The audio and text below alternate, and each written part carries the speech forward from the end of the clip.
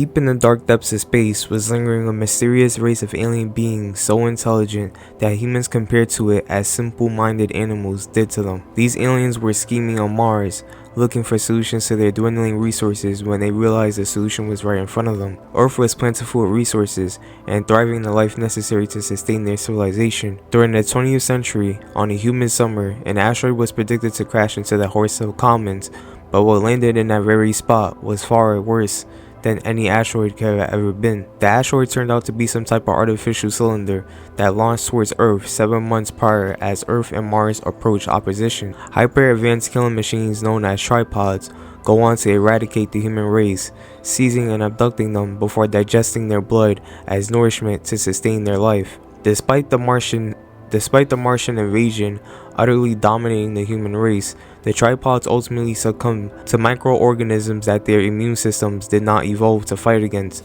dooming them from the start. During an eerily silent night when not even crickets chirped and when there were no owls left to hoot, a fatigued tripod was stumbling across acres of battle wreckage from the initial invasion, but then a thick fog grew ahead of it as what seemed to be the silhouette of another remaining tripod briefly appeared in the mist before wandering deeper into the fog. The tripod released a communicative bellow, but heard nothing in response, so it followed this mysterious ally into the fog, and found itself in an unfamiliar place that it had never seen before.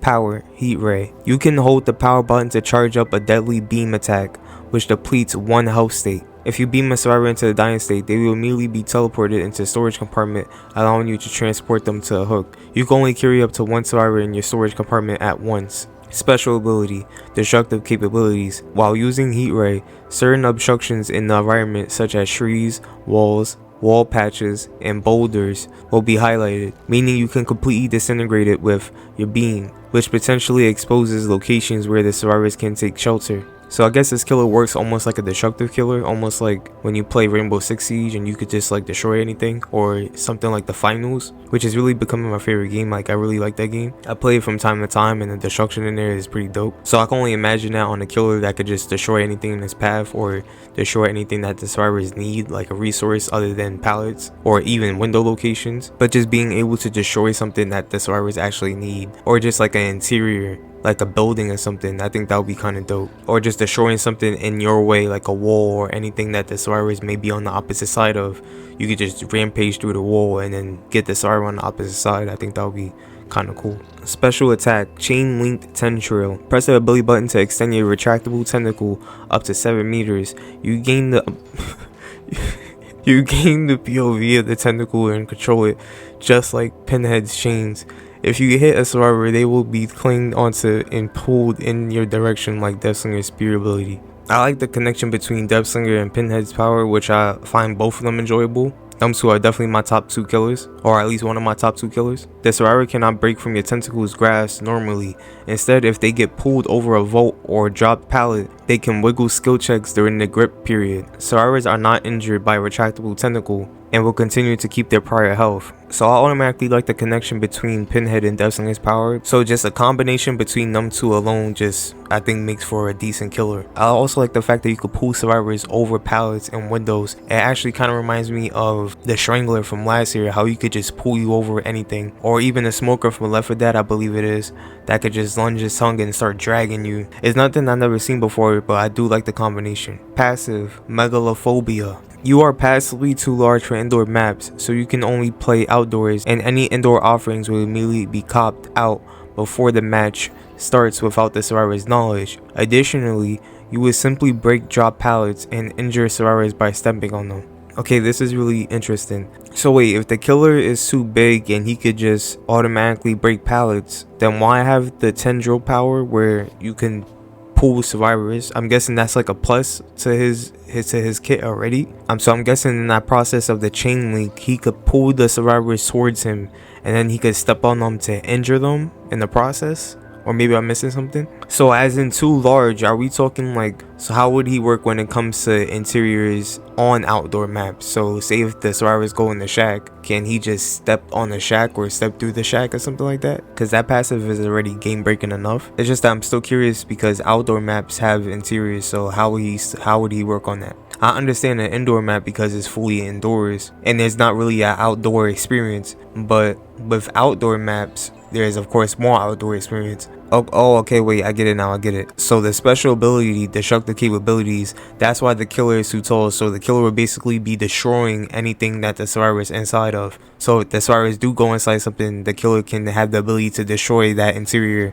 to get to that survivor, I'm guessing. And it also has the heat ray, so it could use the heat ray, and then it could use the chain tendril to drag the survivors towards them, and then maybe step on them or do whatever. I at least assume that's how it's supposed to be, but let me know down in the comments. This does sound interesting. That is definitely a first for a killer to be that giant and only could work on outdoor maps. I think that was a pretty cool idea. I would love to see something like that, only because it's something fresh and it's something that we've never seen before. So to actually see something where the killer only works on outdoor maps, that would definitely be a plus for this game. I'll actually love that, because then survivors don't have to send me to the game, which is technically Pallet Town. It says here, the Mori, you extend your chain link tendril into the survivor's chest and begin absorbing their blood.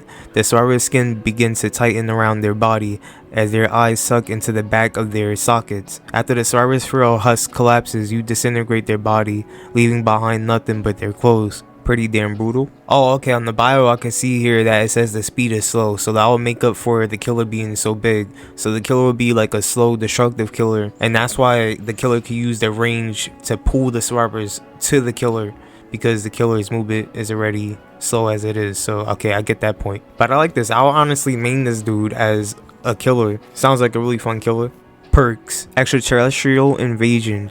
You invade the homes of many without mercy. When 2 or more survivors are working on the same generator, the ores are exposed to you while in 12 meters proximity to it for 5 seconds. This perk is okay. I would make it where it's actually at least 36 meters. That way, say if a killer has a standard tear radius, which is usually 32 meters, they could still get that info whilst approaching that generator where they're not completely noticed yet. But as they're approaching, then the survivors on that generator would get of course the tear radius music as the killer is approaching. But the killer can still get some value without the survivors actually noticing the killer getting that value, or being aware that the killer is getting that value, because the killer would be within the 36 meter range, but since the tear radius is 32 meters, the killer will have to be getting closer to the survivors and could get that little info whilst approaching the generator. Towering intimidation. Your towering presence is frightening enough to paralyze anyone to encounter you. Survivors receive a 20% penalty for movement speed and task progression while observing you directly. This is something I could see Slenderman having, honestly, because I could already see something where his ability will work around basically being a reverse Ghostface.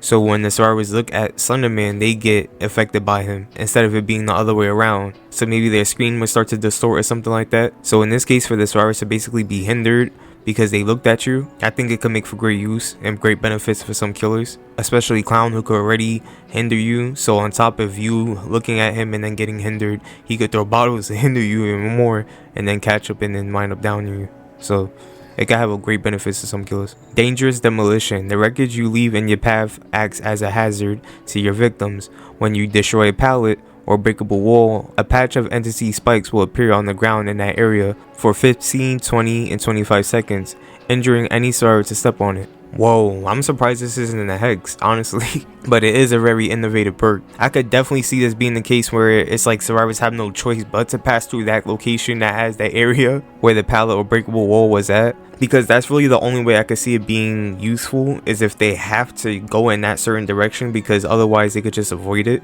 I guess the only challenging part about this perk is that if they have to avoid that certain area whilst avoiding the killer, that could be an impact and can maybe mess up their pathing, and then the killer can wind up getting a hit. That's the best way I could see it. I like the idea of these dark sci-fi killing machines just invading the fog and start killing the survivors. And they're very tall, which makes them unique, so these will be the first killers that can only be played on outdoor maps, which is like crazy. I feel like giving the killer that privilege just makes them stand out more, because it might just incentivize certain people to play that killer if it's their type, because the killer does sound fun on paper. Just some lengthy deadly machine roaming around destroying everything and then dragging the survivors towards them, then stepping on the survivors. It kind of gives me, you know what it gives me? It gives me Eat Them.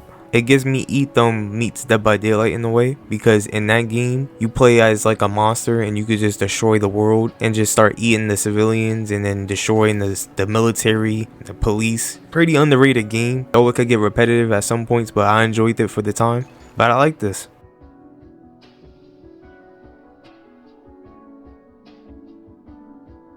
Alex would be taken during the events of Prototype 2, either in the middle or right before he's killed by James. The Prototype is a mysterious and vengeful killer who feeds off of crows and survivors to grow in power. His personal perks make them pay, Zeus, and on top, allow for him to express his agony in a simple yet violent form of revenge. Alex would be taken during the events of Prototype 2, either in the middle or right before he's killed by James. He's in full villain mode and despises all humans and believes the entity is part or a result of the Black Light virus. Power, biomass, consumption. The Black Light virus mutates Alex's DNA and allows him to form brand new ways to pave a new way for the human race. The Prototype starts the trial in Tier 1 out of 4, Claw Mode. Claw Mode works as any other M1 killer, but consumption time is decreased by 50%. The Prototype can sacrifice a tier level by teleporting to a flock of crows nearest to a survivor on the map. The animation is from this cutscene.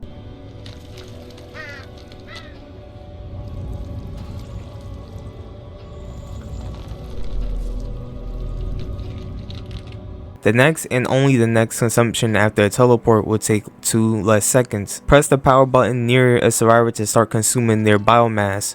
Consumption of a survivor fills the power meter over time. At tier 1, a full consumption would take 10 seconds, with each second filling 10% of the power, at which the survivor will lose a health state and the Prototype will gain access to the next tier. A consumption can be interrupted by the survivor, where they can wiggle out if they hit 4 consecutive wiggles. The Prototype can also be blinded or stunned during the process, but will keep whatever progress was gained before being stunned. So I'm guessing when the Prototype is just close to the survivor, he can start consuming them and gaining power off the survivor, as the survivor can get weakened to the point where they could potentially lose a health state. That's what I'm getting at with this power. But if he winds up getting stunned, then he could still keep that progress that he gained from that survivor he was consuming. After a successful consumption, enter tier 2, Blade Mode. Blade Mode has an increased lunge of 0.8 seconds with a normal movement speed and reduces tear radius to 16 meters. Consumption now takes 15 seconds, but activating it in tier 2 will cause the needed wiggles to increase to 6. This one is pretty self-explanatory. It just gives you benefits for you consuming the survivor's biomass, making your lunge increase and your tear radius decrease, making it easier for you to catch up on survivors without them realizing it, or barely realizing that, I should say. Entering tier 3 will activate Hammer Fist. Hammer Fist mode returns to a lunge of 0.5 seconds with an increased movement speed of 4.8 seconds. Holding the swing button for 5 seconds charges up a smackdown. A smackdown can instantly down a survivor, think of Oni's Kanabo, and can hit multiple survivors. Only one survivor is instantly downed and the rest go into deep wound. That sounds pretty powerful. The next and final consumption will take 30 seconds to complete with an increased threshold of 8 wiggles to escape. Tier 4 is Armor Mode. Armor Mode lasts a total of 80 seconds and will return the Prototype to tier 1 when finished. Teleportation is not available when armored. Armor Mode has a normal lunge and increased movement speed of 4.2. Tear radius is increased to 48 meters. If a pallet is thrown while armored, the pallet will instantly break and you will not be stunned. In Armor Mode, the Prototype can swing twice consecutively without a weapon cooldown animation in between swing 1 and swing 2. Weapon cooldown time is increased by 5%. Armor Mode sounds like no joke, but you do get a hell of a penalty for it. But I just like the feeling of you being unstoppable and just, even when the survivors throw a pallet on you, you just walk through it. Kind of like Singularity's Overclock Mode. Instead with this, it'll last way longer, but you still do get those penalties. But it's like once you're locked onto that survivor and that survivor is dead zone and that survivor throwing enough pallets on you, it's like they're eventually gonna go down. The only thing I just feel like this would suck, because since your tear radius is increased by 48 meters and your movement speed is decreased to 4.2, it's like once the survivors are fully aware of you, they could just run the distance and just avoid you the whole time, and you might not even get value out of that. You will get value, because you might corner them at some point. They might run into a tile where it's a dead zone, there's probably only one pallet there. You might get them at that point because they eventually gonna have nowhere to go once you keep tailing them down. But then it's like at least you getting some value out of it than no value at all. I would make it to where you at least decrease the tear radius to 16 meters. That way you are in armor mode, you are slow, but your presence isn't as strong, you know, because since you can't teleport while in armor mode, at least make it to where your presence is then dumbed down to the point where you could maybe catch a survivor or two by surprise whilst in armor mode, because it's like they would still be aware of your presence just last second if they're fully aware. I don't think 16 meters is that bad. It's better than 48 meters when the survivors are fully aware of where you're coming from, to the point where they could just fully avoid you, and then you would just get that last second benefit of armored. But that's just how I feel about it. This does still sound pretty damn cool, not gonna lie. Perks, make them pay. You are determined to make humanity suffer the same pain you have. Whenever you are stunned by a pallet, gain a token. Make them pay can gain up to 5, 4, and 3 tokens before it is activated. When active, the next time you are stunned, the survivor who stunned you loses a health state or enters deep wound. Wow. Definitely sounds like something that's my taste. I'll definitely run this perk 100%. I feel like I would try this on Chucky with enduring, so I could then get stunned by the pallet, they get injured, and then I could scurry underneath the pallet and then maybe go for a dash and then down them like that. I don't know. Perk 2, Zeus. Your unnatural origins only fuel your hatred all the more. When a loud action is performed, gain the undetectable status effect for 20, 25, or 30 seconds.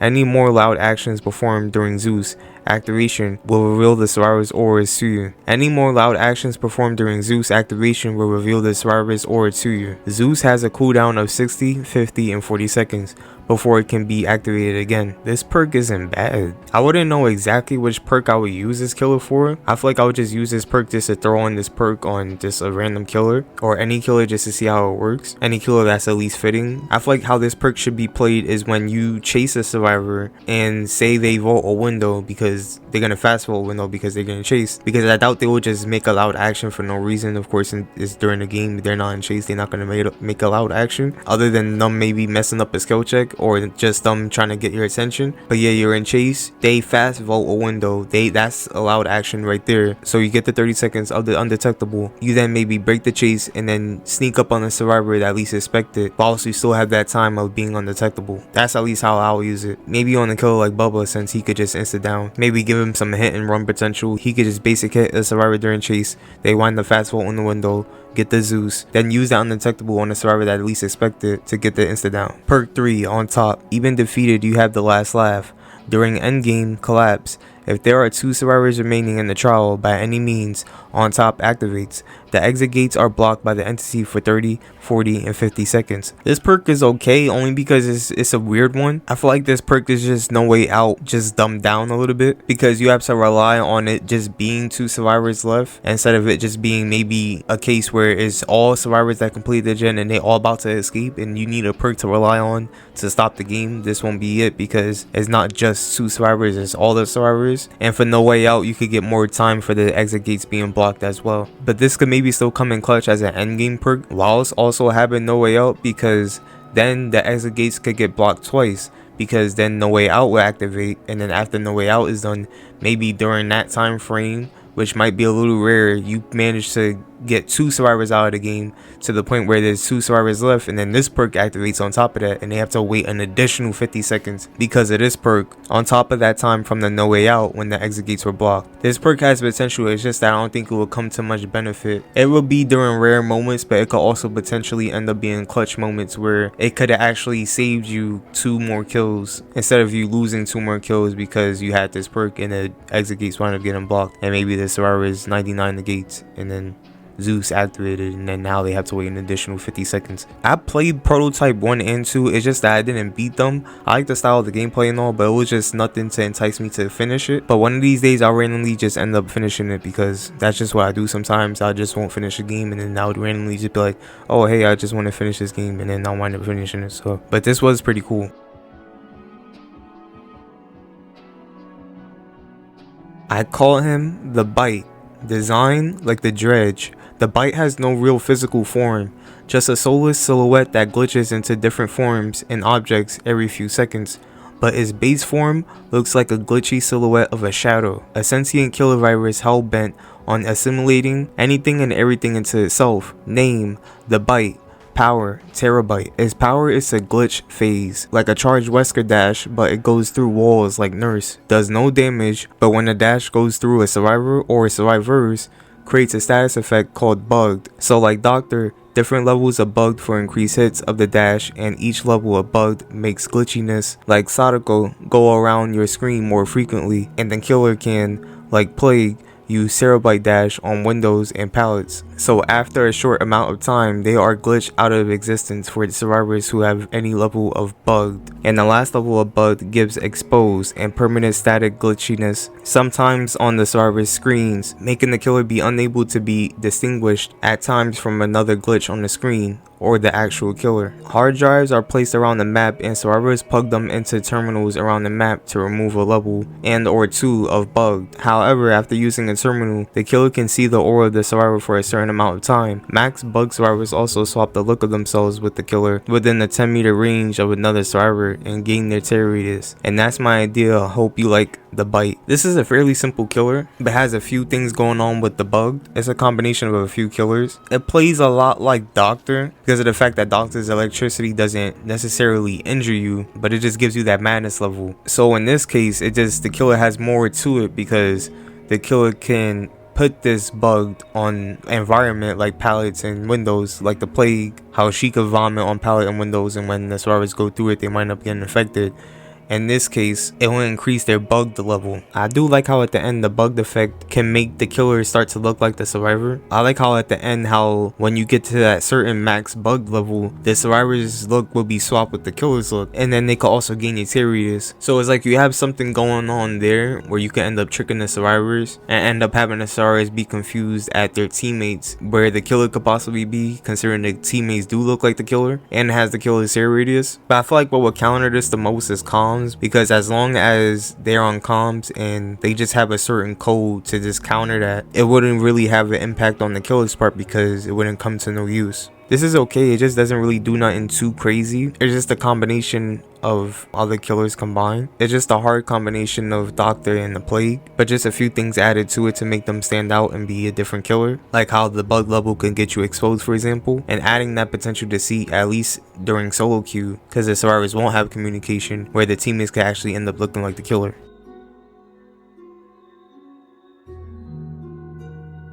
Name the jacket, possibly Richard. Game alias, the animal, Miami monster, the sociopath. Gender, male. Realm, none. Power, in the animal. Alternate power, born to kill.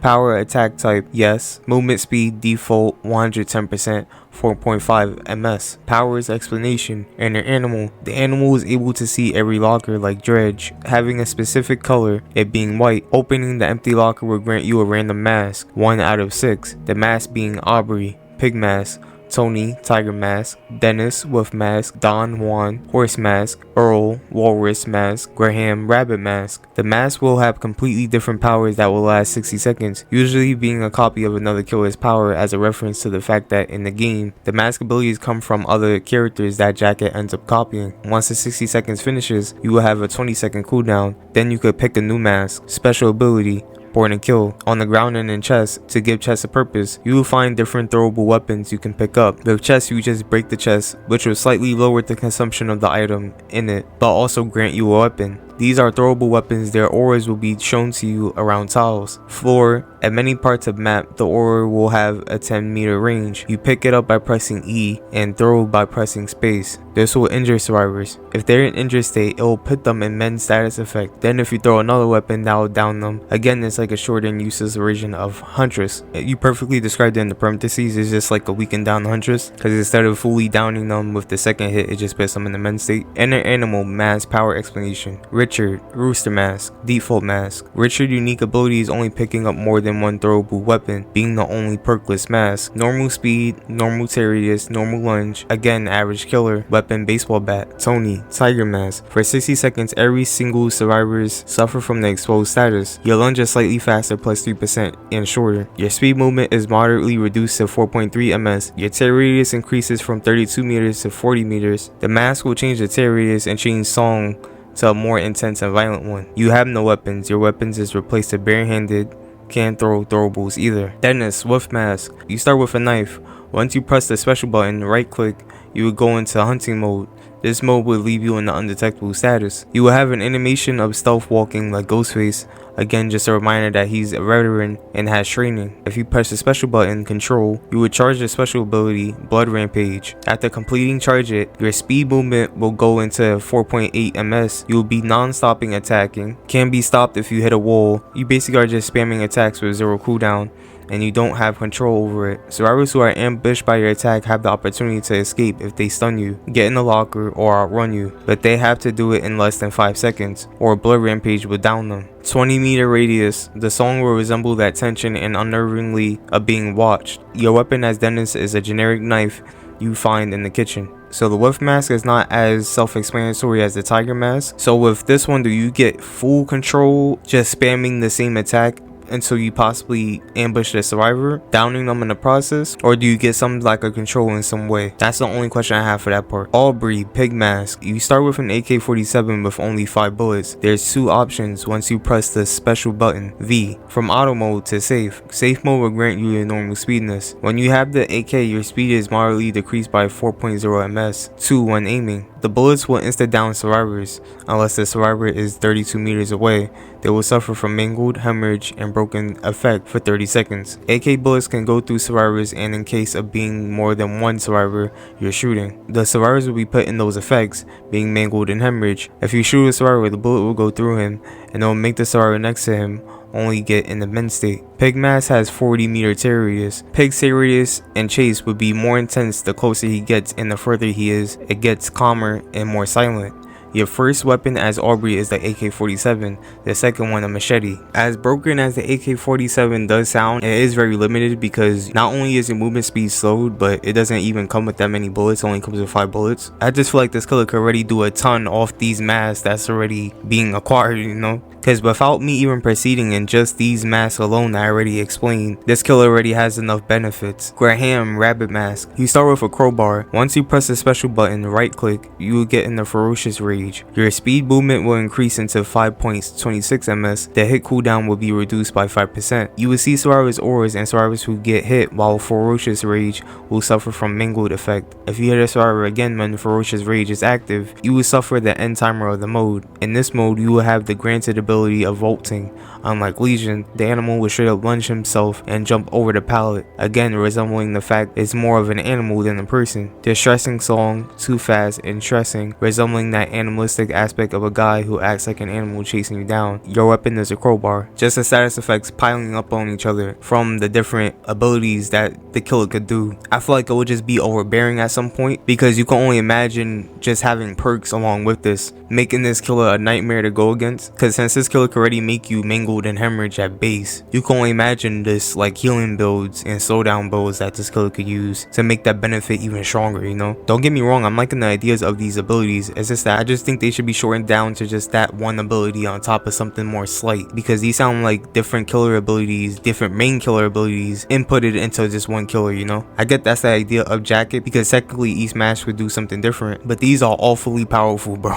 Don Juan Horse Mask. You start with a hammer. Every gen you kick instantly loses 30% progression. Kicking gens near a survivor by 4 meters will get the survivor injured. Your movement speed while carrying, vaulting, or failing is increased by 5%. Kicking breakable doors and pallets will throw them away. To explain, it'll be like that hillbilly add-on that allows him to go through pallets and lets him injure survivors, but the pallet or door will do it instead. 32-meter radius, normal speed, normal lunge. The terror and chase would go smoother and more enjoyable.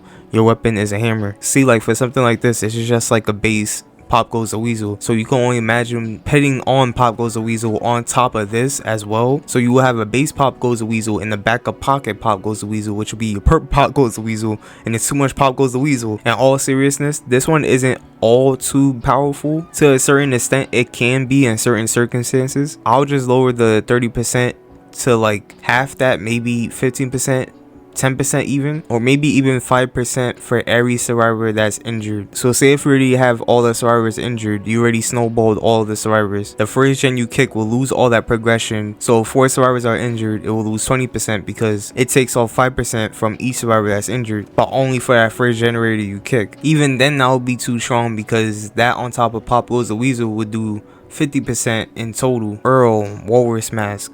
You start with a sledgehammer. Press the ability button M2 to slowly start charging your special attack, it being a sort of only ability of running and not that high speed, having the pro of not having any issue with hitting a wall or object. During this use of ability, you can instantly break walls and pallets, only having a 1-second slowdown. During this special ability, you can instant down survivors, 32-meter radius, normal speed, long lunge, alternate speed, 5.0 ms. Your weapon is a sledgehammer. I just think the problem with a killer having too many abilities that could potentially be main abilities is that it'll be too much for the survivors to keep track of. Like, I feel like if they were to ever release a killer like this during the PTB, they will of course release it, but then later on it will wind up getting reworked to a more slimmed down version of the killer. Mori concept. Each mask will have a completely different Mori. Richard's default will repeatedly attack the survivor with a baseball bat 4 times to then end up shooting him, to show that mix of violent but also cold, not watching the survivor when he shoots them. The shot will be heard all around the map. I low-key always wanted a Mori where the killer just ends up shooting a survivor at the end. I think it would be kind of cool. Tony grabs up the survivor by neck, lifts him, and punches him several times, around 8, to then just throw him into the floor like he was trash. Dennis gets on top of the survivor and stabs them multiple times in multiple areas, last stab being directly in the face. Sort of Ghostface and Legion type of Mori, but just angry guy non-stop stabbing someone. Graham runs at the survivor, punches them into the ground with the crowbar. Survivor tries to run away by crawling, and the animal stops them by crushing their ankle by stomping it. The animal pulls out an Uzi and shoots them until he has no ammo left. Very remorseless, I should say. Don Juan, the animal will be simple, kicks the survivor in the knee, breaking it and making them fall out of pain. He then crushes their heads with several stomps. Aubrey, the survivor tries to run away, gets shot in the leg, turns around like Hag's one, where they see Hag for a last second and they get blown up by the animal using a double barrel shotgun. Damn, that's crazy. But also very jacket. Earl, the animal places his foot on the survivor's chest and slowly readies up and lunges a heavy attack toward the survivor's head with the sledgehammer, having a crude noise of meat crushing mix with a scream for help. Brown add-on. Jones mask, add more gore. Survivors will leave a straight trail of blood, not pools of blood, being more helpful to see where they actually went or are. They leave slightly faster, though it's mere and a little bit of help. I like this one for the sake of it just not being a pool of blood, but actually a trail of blood. I would actually like to see that. Green add-on. Second criminal evidence, CCTV footage of the Miami monster. At the last 20 seconds of your mask, both your aura and the survivor's aura will be revealed to everyone. Purple add-on. Hacked hotlines. After putting on the mask, you are granted the ability to see the closest survivor's auras for 5 seconds. Ultra rare add-on. Old Polaroid picture. This picture fills you with rage and madness, even if the picture are 2 young men smiling. The memories will give you more reasons to kill as a revenge from the man who saved you. 6 usages. Macerations will be increased by double of time. During the last 30 seconds, every survivor is exposed. After the mask is used, it becomes unsustainable and you get an extra 20 seconds of cooldown. With as powerful as those masks are, on top of it just being a longer duration on top of that, it would just make the killer 10 times more overbearing. But I guess that's the point of the pink add-on in the first place. Perk, sadistic nature. Every harm you make feeds that need and pleasure of hurting. You never get bloodlust. Instead, all survivors will suffer from the exposed status effect when the animal is in the chase for 45, 40, and 30 seconds. If you lose the chase survivor, the exposed effect will only linger for 3, 4, and 5 seconds. After it, the perk will deactivate for 60 seconds. This isn't an all too bad perk. I just think it should be something to activate it, other than you just starting a chase and them just becoming exposed just to become exposed. Like maybe if you break a pallet within that survivor's range, any survivors within a certain radius will end up being exposed.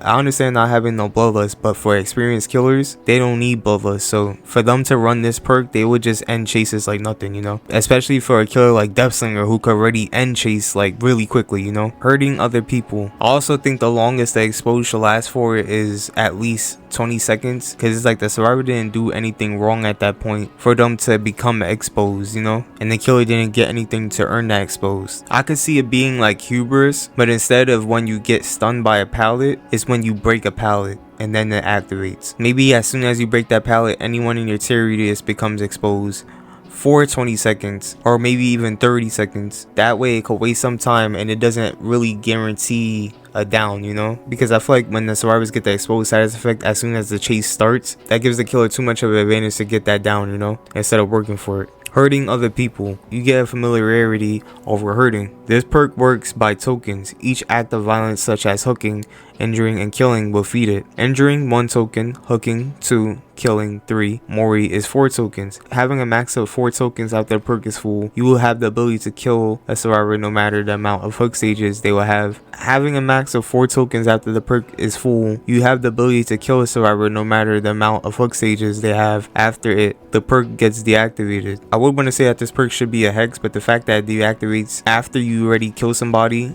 consuming those tokens, I just feel this could essentially make every killer basically like Michael, to the point where they could just get a certain survivor out the game, or any survivor out the game for that matter. I just don't think it will really be healthy considering how easy it is to get done, because just by injuring a survivor you get a token. So that means if you just injure 4 survivors, or just injure a survivor 4 times, you can get a survivor out the game so quickly. I feel like the injuring part should be taken out. This perk is just way too strong. Hex Showdown. Whenever you're not in a chase, you are granted with 3, 4, and 5% speed boost. Once you get in chase mode, the hex deactivates instantly. After a chase, it will have a 10-second cooldown. Yeah, this definitely doesn't have to be a hex. I feel like if anything, that last perk should be a hex. But that perk just needs to be nerfed down in general, because that perk is way too strong.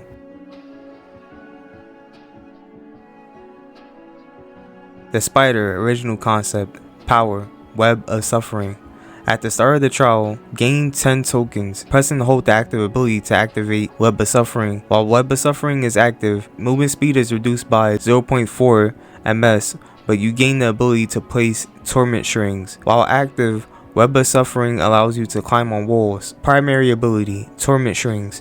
While Web of Suffering is active, press and hold the LB button to create a torment string trail, consuming a Web of Suffering token. Torment string trail will follow your movement but will regain in a straight line until the power button is released or an object gets in its way. Torment strings can be placed on floors and walls as long as the 2 ends remain in a straight line from each other. Once placed, torment strings can be moved across by the spider by pressing the power button next to it. Once placed, torment strings can be moved across by the spider by pressing the power button next to it, allowing the spider to crawl across the web and attack survivors with a leap attack. The spider can see the aura of all torment webs across the map. Leaping from a torment string will immediately destroy it. Survivors can remove torment strings from surfaces by interacting with them, but if a survivor touches a torment string, they will become affected with the Tingled status effect. Tingled can be removed by survivors by holding the healing action. Tangled prevents the survivor from moving long distances from where they became affected, quote unquote tingled, kind of like a pinhead chain. Mechanic wise, I love the way this killer works, and I actually think it's really possible because since the string is constantly following your path, that's basically you creating your path manually. Say if you're in the building at Haddonfield and you jump from the window, that string will constantly follow you. So that means from that point you could crawl up the window because you're technically following your own path that you already created previously. At least that's how I assume it is anyways. So I'm guessing, say if you're on top of the dead dog saloon and if you drop from the top where the railing is at, but if you have the torment strings attached to you, if you drop from that building, I'm guessing you could climb back up because the torment strings will constantly attach to you, meaning you could web up onto that top where the dead dog saloon railing is at, usually where that one generator is at all the time. And then instead of the torment strings following you, you could just place them as long as they're parallel to one another from each side. Yeah, this is the best way I could see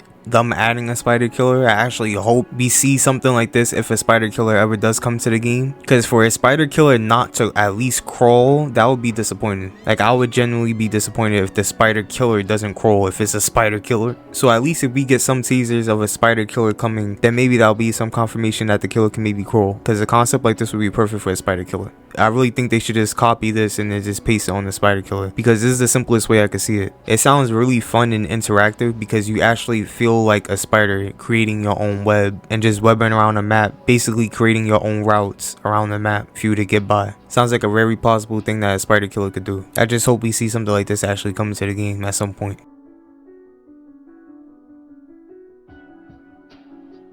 Spectral Rage Killer Power. Although injured, the spirits guide the Caretaker to achieve an indescribable bloodlust almost supernatural in nature. Press special attack to enter Spectral Rage. The Caretaker's movement speed jumps to 230% and gradually decreases the longer the power is active or until an attack. As the speed decreases, he gains the following effects: 200%, gain the ability to break walls and pallets instantly.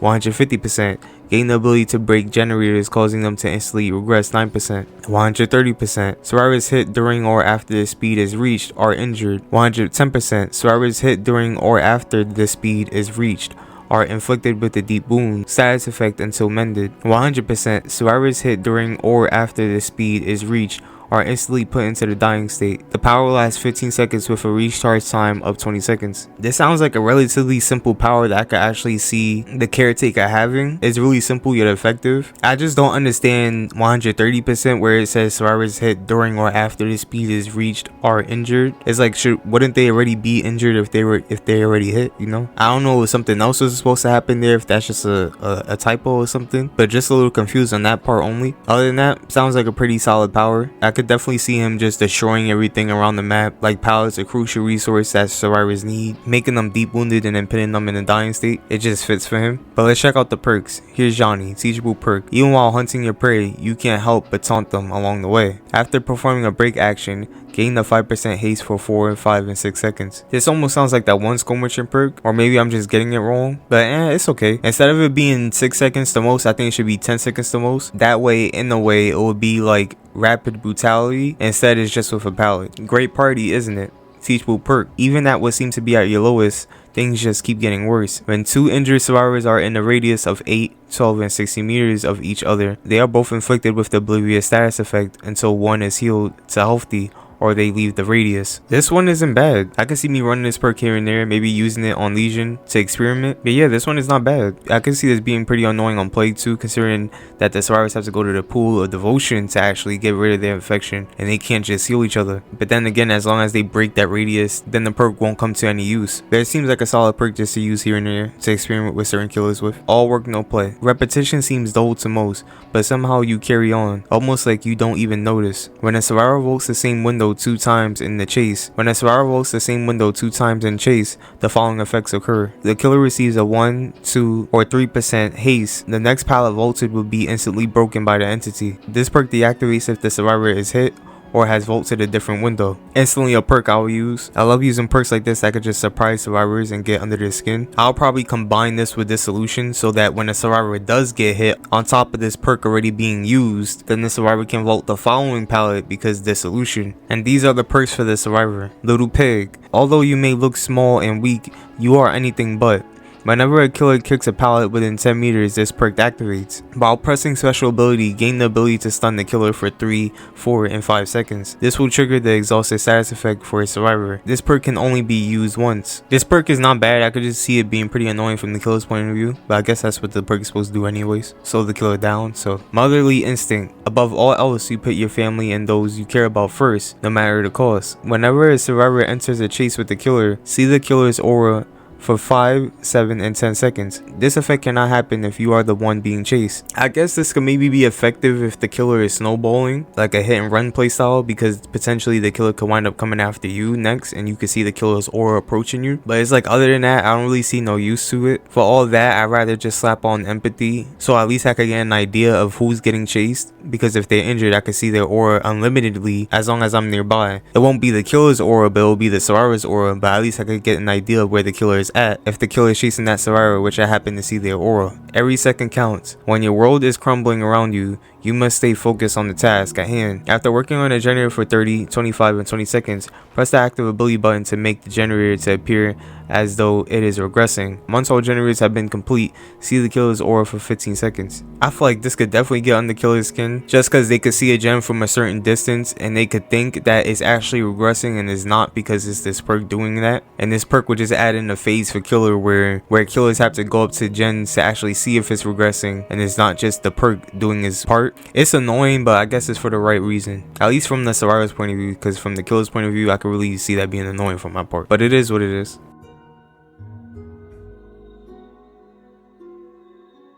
My concept is called the Moose. It also has a map and 2 survivors. The lore is Derek Cavolti was famous Dadaist artist receiving high praise and recognition within the art world. Known for his elaborate sculpture pieces made from pieces of garbage, he would turn to treasured art. However, his fall from grace was as quick as his accent after he was criticized mercilessly after several failed attempts to try different mediums and exhibits. One critic, Yvonne D. Martel, was his most cruel critic and was always there to steal his spotlight at one of his shows.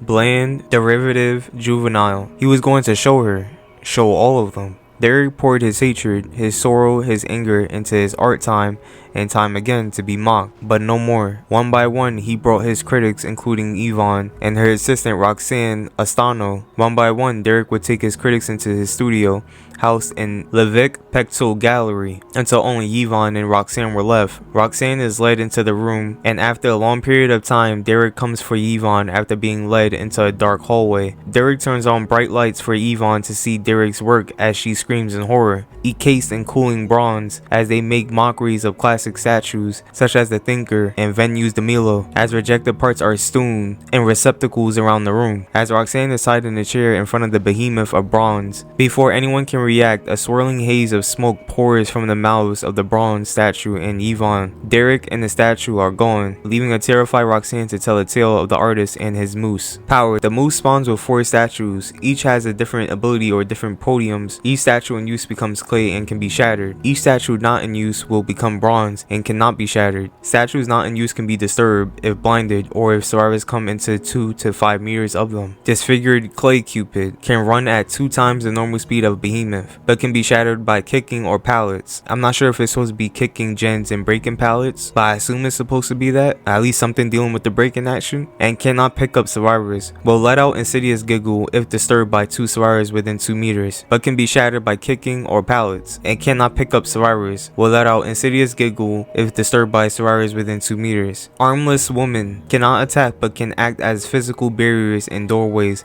and blocking windows. Will let out sorrowful cry if disturbed within 5 meters and will inflict a random status effect on survivors or other statues in vicinity 10 meters and show aura of survivor in the area for 40 seconds. Steadfast soldier can attack with clay arrows and walk at 1 to 2 speed of behemoth. Has a quiver of 3 and can only replenish when not in use. 1 arrow every 3 seconds. The arrow when hit will injure players and pin them in place for 3 seconds. Behemoth walks at normal speed and attacks with his numerous hands. Can get in a crawling posture that reduces his height and tear radius, and can run in short lunges, after which it will get a short stun duration. The survivors are Yvonne de Martel, the cunning critic, and Derek Cavolti, the disturbed artist, and the map is the Levick Pectoral Gallery. The chapter would be titled To Inspire Darkly. One feature of the gallery would be when generators are finished, hanging art overhead would move and shift the layout of the gallery. So when the disfigured clay cupid, when it runs at you, does it run at like a stationary position? Meaning like, can it only run like in a straight line? Or can it chase survivors similar to like a guard when you play the knight? The armless woman I can see coming in clutch in a lot of situations where survivors just need a certain route to get past, so you can just block that route with the armless woman, especially if it's a narrow route. I can see that coming to extreme benefit just to alternate survivors pathing and make them possibly mess up. Wait, so you're actually able to control these statues, right? Or do they just do things on their own, but you can just activate them for them to be controlled, if you know what I mean? So you're not really doing the work, it's more so the statue doing the work for you, but you're just the one that activated it. The steadfast soldier one, I would actually love for that idea alone to just be something that would be the killer's main, like something where a killer could throw a projectile, and when that projectile lands on the survivor, that survivor gets tagged to the nearest collision, and then the killer could catch up and then injure the survivor or down the survivor, you know,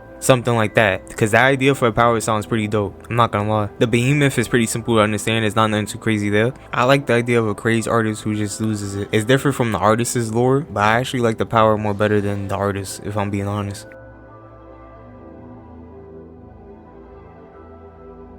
DVD World of Warcraft concept, Kethuzad. The killer, the Arch Lich. Movement 115%, height tall, tear radius 32 meters. Power, death and decay. Tap the active ability button to swap between Plague Shot and Crystal Fissure. Special ability, Plague Shot.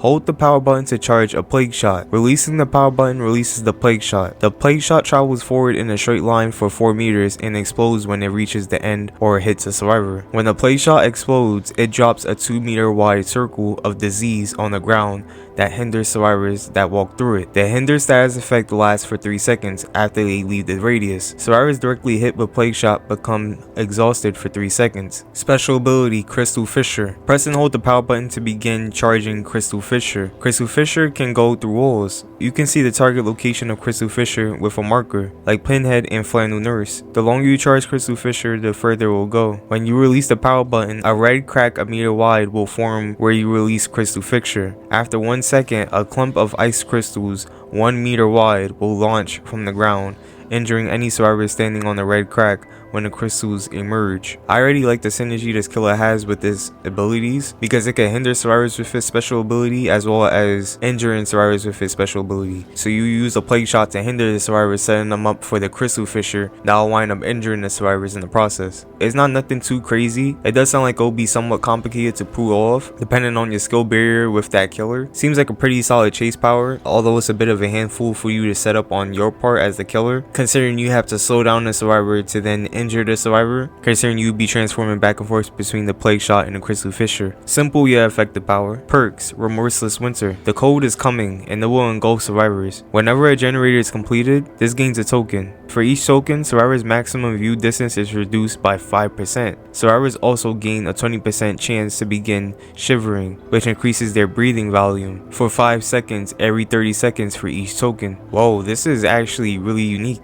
Although I feel I won't use this perk as much personally, I still give it credit for being very different from other killer perks, because there's not one killer perk that reduces survivors' view distance by a certain percentage or nothing like that. So that'll honestly be a first to see. And then the cherry on top is that they can make more noise, considering they will be shivering from the cold. Interloper. The concept of intruders infuriates you to no end. Whenever you kick a gen, reveal the aura of the survivor who's repaired it the most for 5 seconds. If 2 or more survivors have worked on the gen for the same amount of time, reveal the furthest survivor. This goes on cooldown for 30 seconds. This isn't too bad of a perk. I can see it being something that I'll use every now and then just to test how often I will rely on it, but it's like after testing it for a certain amount of time, I'll probably just stop using it. But it's not a bad perk, but it's not a really good perk either. It's more so okay. Okay, at least it's giving you information, especially if it's a survivor who's been working on the gen the most, meaning that survivor is the one who anticipates getting that gen done the most. So for you to keep track of them is important. So it's not a bad perk. Scorch Hook Power of the Scorch. 4 Scorch Hooks spawn in the trial.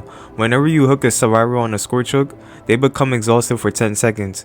If they're already exhausted, they don't lose the exhaustion when they become hooked on a Scorch Hook. For this perk to be a Scorch Hook, I think the survivor should be exhausted for like 80 seconds. Only because 10 seconds won't do enough at all. Because by the time you hook the survivor and you get over it to the next survivor, it's like the time is already going to be over and they're already going to have, and their sprint burst of balance landing or whatever is already going to be active, and they're going to already be able to use it. So to extend that time for a Scorch Hook will be a lot more useful.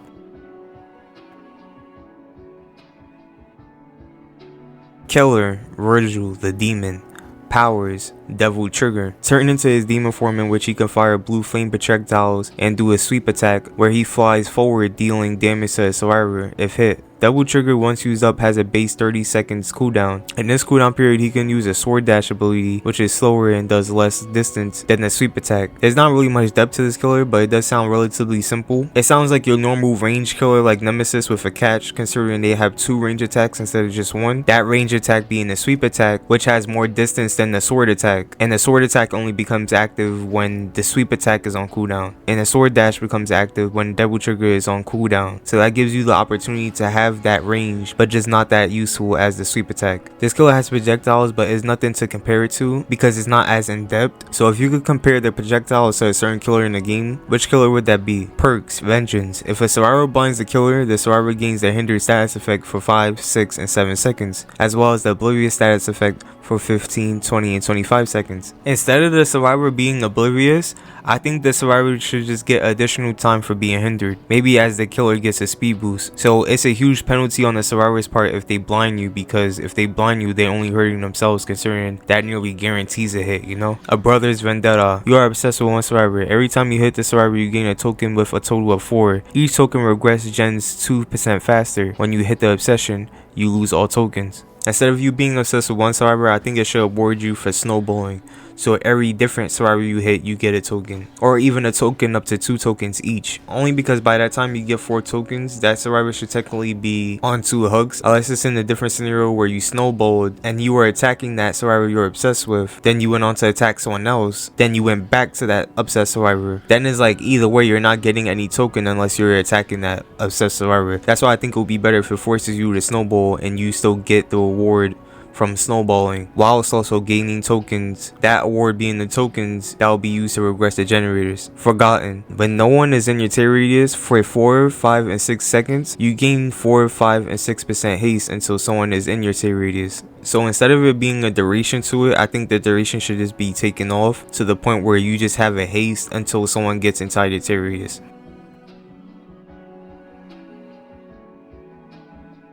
Aenos the Monstrosity. Aenos is a haunting figure or grotesque fusion of humanoid and eldritch elements. Its form is draped in strange, goopy matter with sharp, angular protrusions jutting out from his body. The eerie glow emanating from his eyes reflect its cosmic origins, instilling fear in all who gaze upon it. Despite its horrifying appearance, Aenos moves with an unsettling grace, floating above the ground as if defying gravity. Born from the remnants of a fallen supergod, Aenos embodies a god complex and an intense disdain for humanity.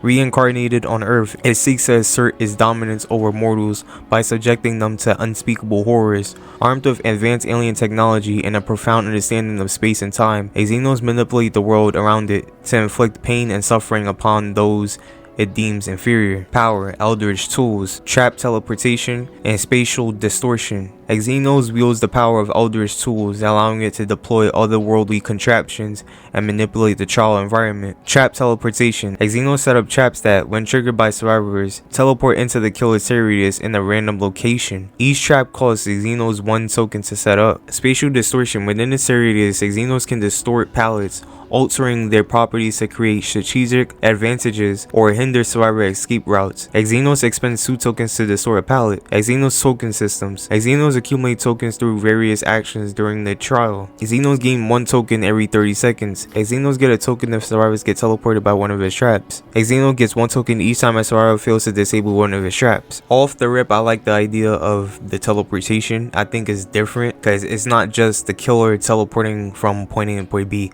It's the killer making the survivor teleport to its tear radius, which I find pretty dope. I really like the idea. It adds a hell of a spin on the killer's quote-unquote being able to teleport because it's vice versa, you know? Now this is my type of teleporting killer. My only thing is with the trap teleportation, will it teleport in the killer's tear radius from a certain range? So say if the killer's tear radius is 32 meters, right? Will it teleport half that, which would be 60 meters within the killer's tear radius? Because then the survivor will be a lot closer to the killer, giving the killer much more of an advantage, instead of the killer just teleporting to the survivor's location, discovering the killer only to just run away from the killer, you know? At least the survivor will be that close to the killer and the killer could react and then start the chase or catch up to the survivor once the killer realizes that that survivor is close enough, you know? So for the distorted palettes, do they just hinder survivors' movement? Because it says altering their properties, unless it maybe removes the palette temporarily until the palette respawns again. But if survivors use the palette and if it hinders them, I guess that's pretty okay. I'm just not too clear on that part. Add-ons. Aenos add-ons enhance its powers and capabilities. These include modifications to trap range, palette distortion duration, token generation rates, and more. Perks. God Complex. While in chase with the Obsession, gain 15% haste. The Obsession also gains 50% haste. I don't know how to feel about this one, only because it's like, I think this perk could work best for killers that either catch up to the survivors by themselves or hinder survivors. If it's just a normal killer, say like Ghostface or Trapper, it's like I won't really see the chase going anywhere. Of course you would see the difference in speed, but it's like that speed also benefits the survivors. So with nothing on top of that for the killer's part, I can see it serving very little benefit. Superior. After kicking a gen, this perk activates. The next generator you kick, all survivors in the 38 meter radius scream, revealing their aura and deactivating this perk. This perk isn't bad at all. It'll be one of those perks I just use here and there. Not much to say to it. Okay perk. Definitely gives you info, so that's good. Scorch Hook Beyond the Stars. When the survivor is unhooked, the furthest survivor screams and becomes exposed for 60 seconds. I'll piece this perk with Make Your Choice because this is basically Make Your Choice 2.0. Instead of it being the unhooker who becomes exposed, it's the furthest survivor who becomes exposed. So I'll put this on with Make Your Choice, so that way the unhooker also becomes exposed on top of the furthest survivor becoming exposed. That way 2 survivors are exposed. So that way if you a killer who has a lot of mobility, maybe like Blight or Nurse, or maybe you just lucky, you could potentially down both those survivors within that time. But you have to be on top of it, of course. This perk is also pretty okay. I just don't think it should be a Scorch Hook. It could work better as a regular hook perk.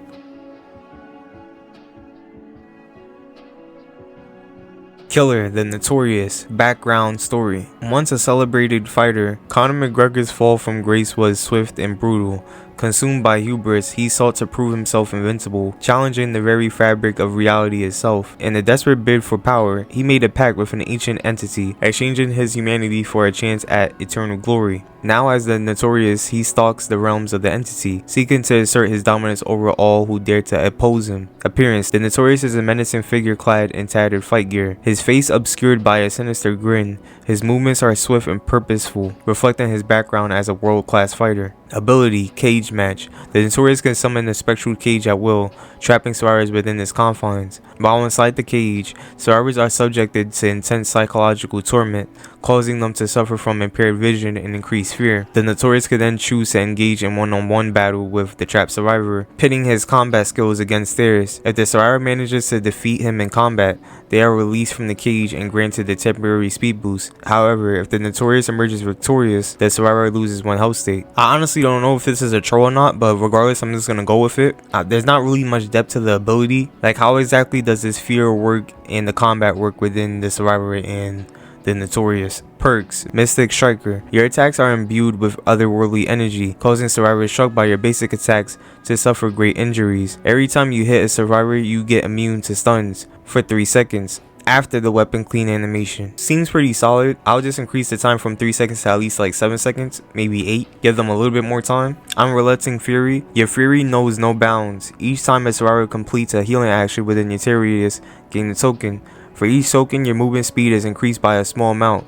You lose 1 token each time you hook a survivor. This perk isn't bad at all. This is definitely a perk I'll use here and there, because it's like at least you're getting some benefit out of the survivor's healing. Other than that benefit being potentially the game slowing down because the survivors are healing. Mind games. You are a master of psychological warfare. When breaking a pallet or damaging a generator, every survivor in 12 meter radius screams, revealing their position. Every survivor in 12 meter radius screams, revealing their location, and gains 2% hindered for 2 seconds. I'm in between with this perk only because yeah, it gives you info for damaging a pallet or a generator, but it's like you might as well leave out the hindered for 2 seconds because that's not going to do anything. If that's the case, you might as well just remove the hindered effect for 2 seconds and just increase the radius at which the survivors could be detected when you break something. Maybe to like just a standard killer radius, which is 32 meters. More reanimation. The Notorious delivers a swift series of devastating blows, pummeling the survivor into submission before delivering a final knockout blow. Map. The Octagon. The Octagon is a sprawling arena filled with obstacles and hiding spots. Its central feature is a massive cage where the Notorious can unleash his full fury upon his victims. Survivor Ronda. I'm guessing Ronda Rousey. Ronda, a former MMA champion, knows what it takes to survive in the face of adversity. With her quick reflexes and combat skills, she's ready to take on any challenge the Notorious throws her way. A part of me thinks you were trolling with this concept, but it's like I'm not sure. But you know what? We will just leave it at that. The perks weren't that bad. I just think a few need some tweaking, but that's about it.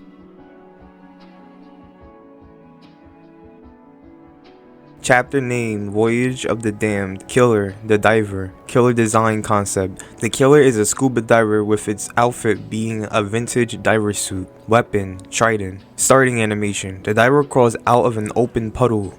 Once out, he pulls his trident from the puddle also. Power. The diver starts with 10 tokens at the start of the game. The diver is able to place down 10 puddles of water with a choice of 3 different puddles. One that applies a new status effect. Note: if any of the survivors walk over any puddles, 30 seconds is taken off of altitude diving recharge time. Blue puddle. When a survivor walks over a blue puddle, they are over time inflicted with slippery. A new status effect. A new status effect applied causes the afflicted survivors to still control their character movements, but every 10 seconds the player loses control of their character's movement for 2 whole seconds.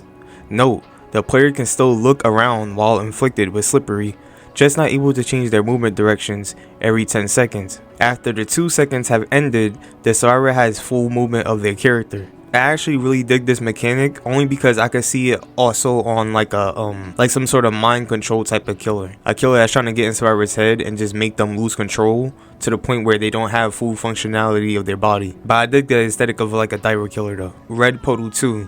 Whenever a survivor walks over a red puddle, Octopus tentacles come out waiting for its next catch. The next time a survivor goes over a red puddle, the following effects will apply. 1. If a survivor walks over a red puddle, they are grabbed for 1 second and are then let go. The survivor is then afflicted with slippery for 45 seconds. 2. If a survivor runs over a red puddle, the survivor is damaged for a health state. If the survivor is already damaged, then they are instead deep wounded. If a survivor crouches over a red puddle, none of the effects are applied, so at least there's some way to counter it, which that similarity would be similar to the Hag and Pyramid Head, because you could both counter them by crouching over their traps, or Pyramid Head's trail. Green puddle. 3. If the diver walks over any of his green puddles, he is given the tsunami's power. The diver's braking, pickup, power placement, vault, and hooking animations are all sped up by 75% and gains a 5% haste speed for 5 seconds. Altitude diving. After 3 minutes, the diver gains altitude diving. When powered, the diver must stay stationary for 5 seconds. After the 5 seconds,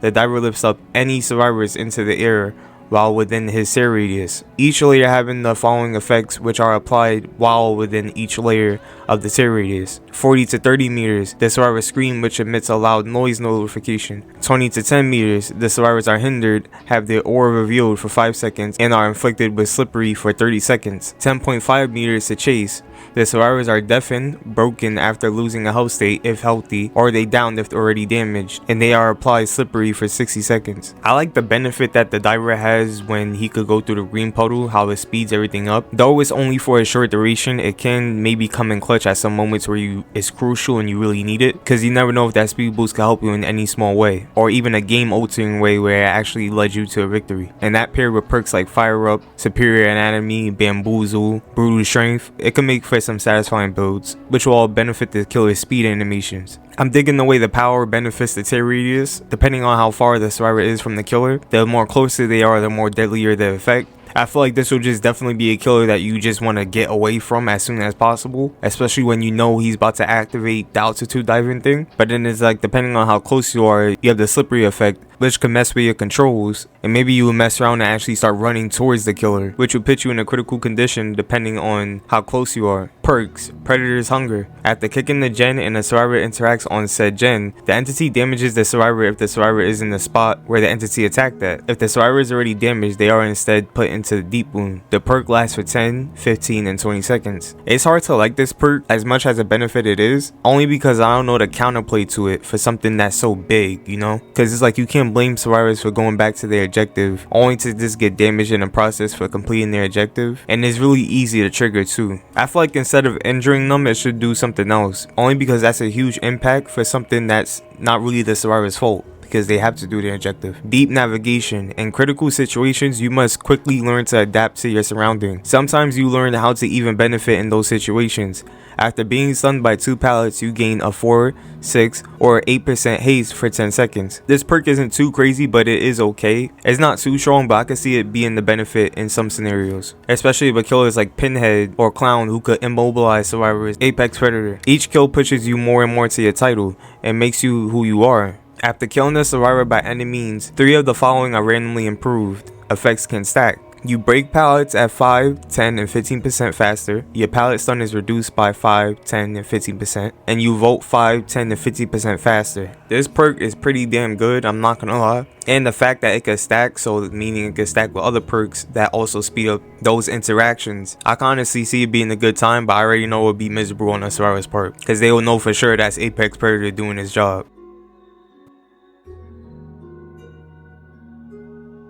V. Vincent. A merc forced to search across Night City for a cure to his biochip. V has gained many skills across his journey. His 3 teachable perks, Sand Deviston, Edge Runner, and Never Fade Away, allow V to turn the tide of the trail with Cyberware, withstand negative effects from the killer, and aid your team in the darkest hour. Sand Deviston, hope I'm saying that right. Your Cyberware allows you to slow time and you're not gonna waste it. While running and healthy, press the active ability button. You gain a 200% haste with all vaulting speeds increased by 100%. This effect lasts for 5 seconds.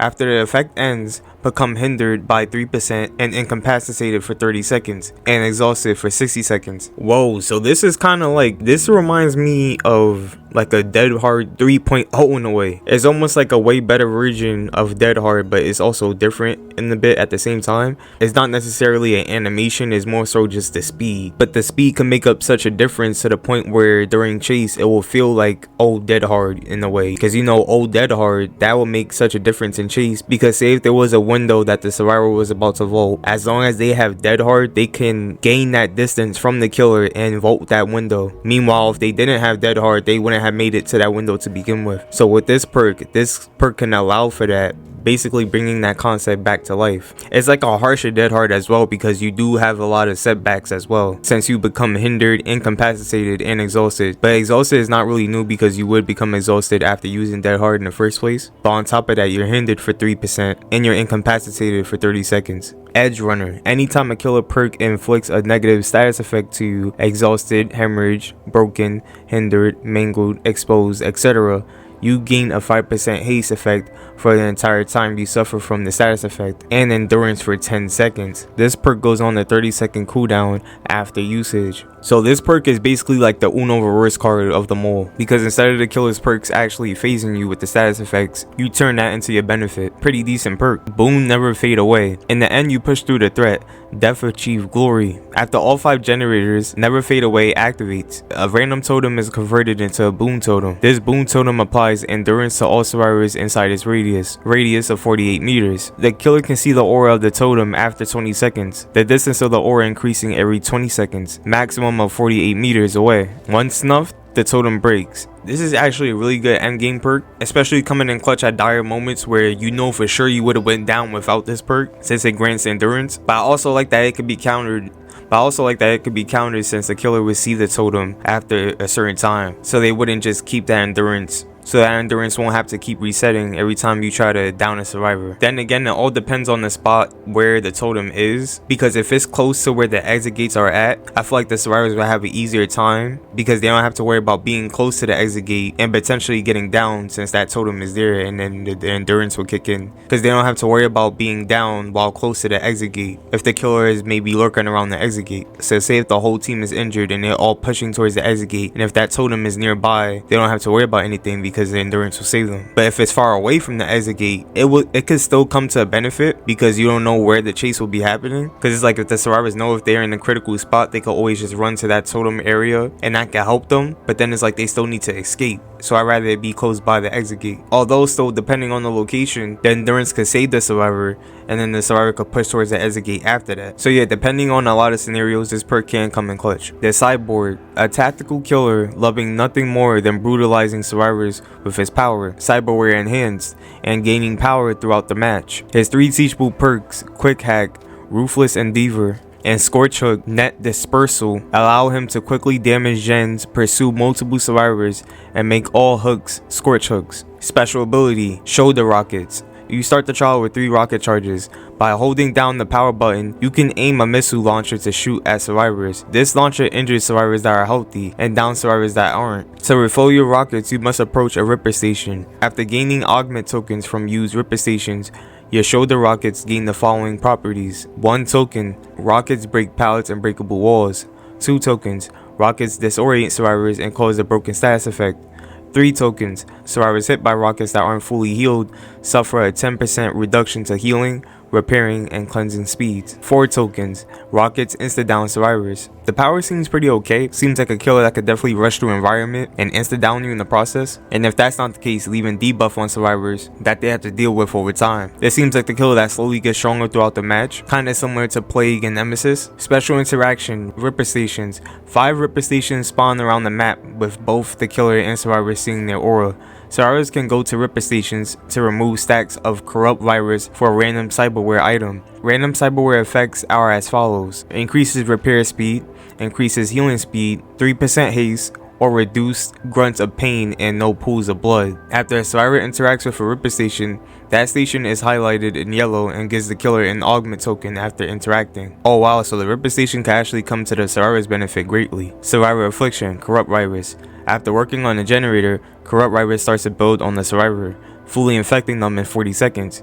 If hit by a shoulder rocket, Corrupt Virus maxes out. The survivor is broken and cannot work on generators until Corrupt Virus is removed. Ripper stations will remove the virus and give you a random cyberware. You cannot gain Corrupt Virus stacks if you have cyberware. So there's a lot going on that could benefit both the killer and the survivor. This killer is already powerful off the rip because within this power it adds just doing gens hard enough for the survivors, but it could come to their benefit as well, considering when they do the gens the corrupt virus starts to build up and they're guaranteed to get infected in 40 seconds if they're still interacting with the generator. However, if they go to the Ripper station to get rid of the corrupt virus, they gain a random cyberware which could increase the repair speed, increase healing speed by 3%, or reduce grunts of pain and remove pools of blood. However, when a killer reaches those used Ripper stations, the killer could get augment tokens, which could increase the killer's rockets, making the killer more destructible considering the rockets could break through pallets and breakable walls. Slow the survivors down for a brief second considering they could get broken and they suffer some delay in healing and repair speed, and just make the killer more deadlier considering the killer could just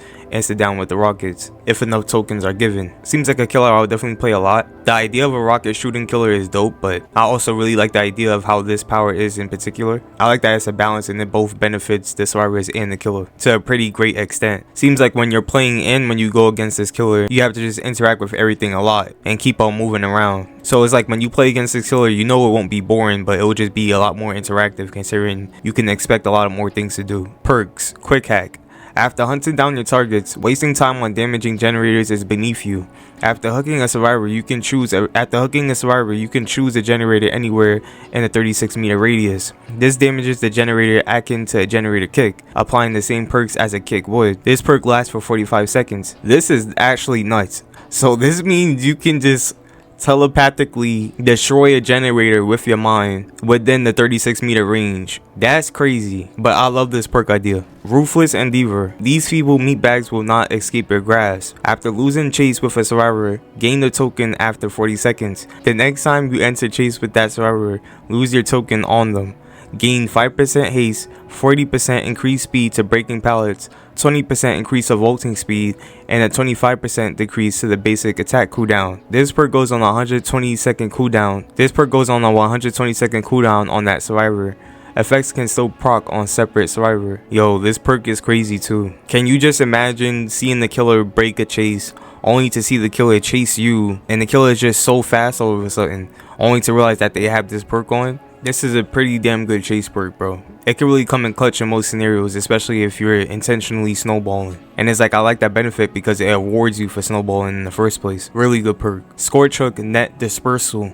Your power won't be limited, even in this trial. All hooks in the trial are now Scorch Hooks, except for basement hooks. Every Scorch Hook applies every Scorch Hook perk equipped. Survivors that unhook another survivor off a Scorch Hook suffer incapacitated for 20 seconds. Bro, all this killer's perks is good.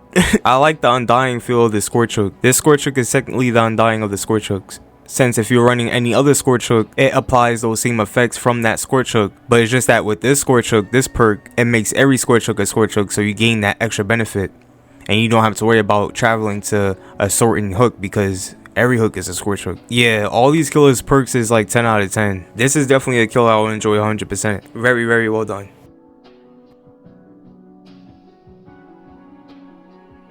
New killer, the Miner. The Valentine Curse Power. You made yourself into a legend and you must keep them fearing your fate until their end, the Valentine Curse. When the trial starts, each survivor has a curse bar that fills throughout the trial slowly. The curse bar can increase faster when in chase or when in the miner's air radius. When the curse bar is full, if the survivor with the full curse bar is placed in the dying state, the miner can complete the curse by ripping out the survivor's heart. When doing this, the survivor's heart is placed at a random place on the map. That's aura is only shown within 50 meters of it. After the survivor is unhooked or picked up, the timer starts for the heart decaying. During the countdown, every 30 seconds will give the cursed survivor different status effects, such as being hindered, oblivious, exhausted, or broken. After each 30 seconds, the survivor will lose the last status effect and gain a new one. If the heart is found before the countdown finishes, the curse bar will reset and the cycle will start over again. You and other survivors can find and grab your heart for you. So whoa, this is different. So this gives me actually a more generous pig, if that makes sense. Considering when pig downs you and she pissed a trap on your head, you have to play the game or you wind up dying.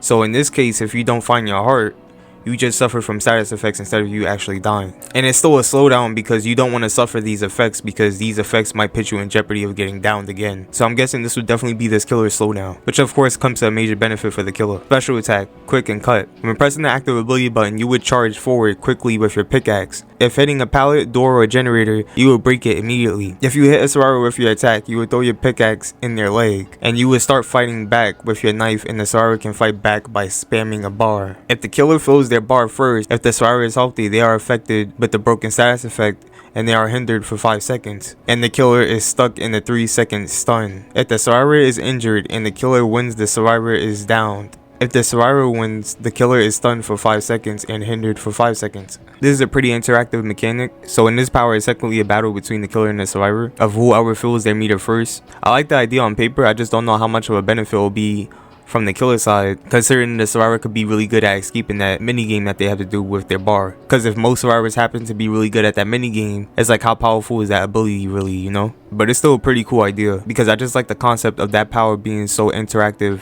on the killer and the survivor's part. And plus, this killer would technically have a down animation instead of just a basic attack cooldown after downing the survivor. Nothing too crazy, but still pretty cool. Special endgame collapse. The fog grows. When the endgame collapse begins, fog covers the map, but this does not affect you, only the survivors. Every 30 seconds, the fog grows more. So off the rip, you already know this killer would be very endgame happy, meaning it will be preferable to run endgame perks with this killer, since it just makes sense within the power. Perks, the sole survivor. Your might of surviving dangerous situations have stayed with you. After being stunned with a pallet, this perk activates. When active, the next generator you damage will leave a 10, 15, and 30 meter radius, as long as it stays regressing. Everything in the radius is shown: survivors, vaults, pallets, doors, and totems. When the generator stops regressing, this perk goes into a cooldown for 60 seconds. This perk isn't bad. Definitely a heavy info perk that I'll be equipped in, particularly on stealth killers like Chucky, just to catch survivors off guard. It almost gives me a way better nowhere to hide in a way, considering it shows the survivor's aura, but it's just not for a certain duration. The survivors must stop the regression of the generator, and if you're not really familiar with the map, you get the aura of vault locations, pallets, doors, and totems. So that's the extra benefit for the killer. A Valentine's gift. You can really show that there's more than one way to lose your heart. When downing a survivor, you gain 1 token, up to 10. Each token decreases your tear radius by 1%, 3%, and 5%. Each down puts the perk into a cooldown for 60 seconds, and after it, the perk can gain tokens again. But every time you are stunned or blinded, you lose 3, 2, and 1 token. This is a pretty interesting perk. It's one I'll put on here and there, but I wouldn't really use it too much. I'll probably test it on killers like Bubba who can't become undetectable. But in return, with this perk, he will be trickier to go against because over time,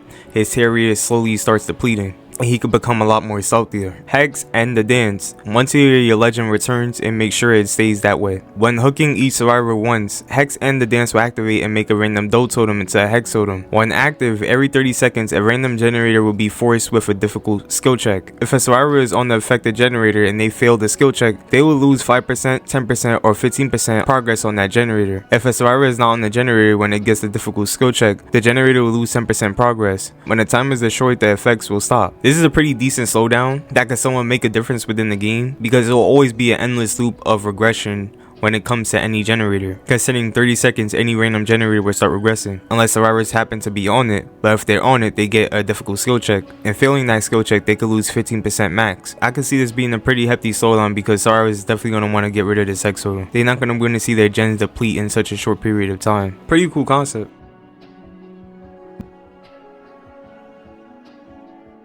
Before he was known as General Grievous, he was known as Kwaiman Jai Shilao, born on the planet of Kali. Shilao grew up to be a fearsome warrior, eventually leading the war against the Kalish enemies. With his determination and viciousness, would drive the giant insects off their homeworld. I was during this time the Hug called upon the resistance, with the Jedi assisting the Hug. Shilao and his people were brutally pushed back onto their home world, where they suffered from famine. Shilao's opinions on the Jedi was sour due to the changing his name to Grievous. Sometimes later, the newly formed Confederacy of Independent Systems led by Count Dooku would conspire to sabotage Grievous' ship in order to turn him into a tool for their own means. The crash led Grievous on the brink of death. Being told I was the Jedi who tried to kill him, Grievous would accept the offer to be transformed into a cyborg so he can seek vengeance against the Jedi for what they had done to him.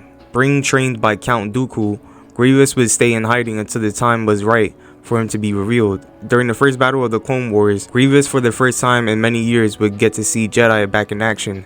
His memory all too clear about the Jedi did to his people, and yet there was one Jedi that stood out to Grievous, one who he would soon know went by the name of Obi-Wan. After the advent of the first battle of Genesis, Grievous would swiftly take the role of general, leading the Separatist alliance against the Galactic Republic in a brutal war that would be known as the Clone Wars. Grievous would kill many Jedi, eventually starting up a collection of the lightsabers of Jedi he killed. Grievous would be a name that most people grew to fear. Towards the end of the Clone Wars, General Grievous would lead a drone battalion into the fight against a Republic outpost, slicing through every clone that dared stand up to him. During a brutal fight, Grievous and his droids were slowly being covered by a fog that started to get thicker and thicker as the conflict went on until the fog fully consumed Grievous and his droids. Thinking this might be a Republic trick to ambush them, Grievous would have his droids march on into the fog with caution. Things were fine until a few B-1s who ventured too far from the other droids were swiftly attacked and destroyed. All the droids stopped in their tracks as shadowy masks appeared in the fog,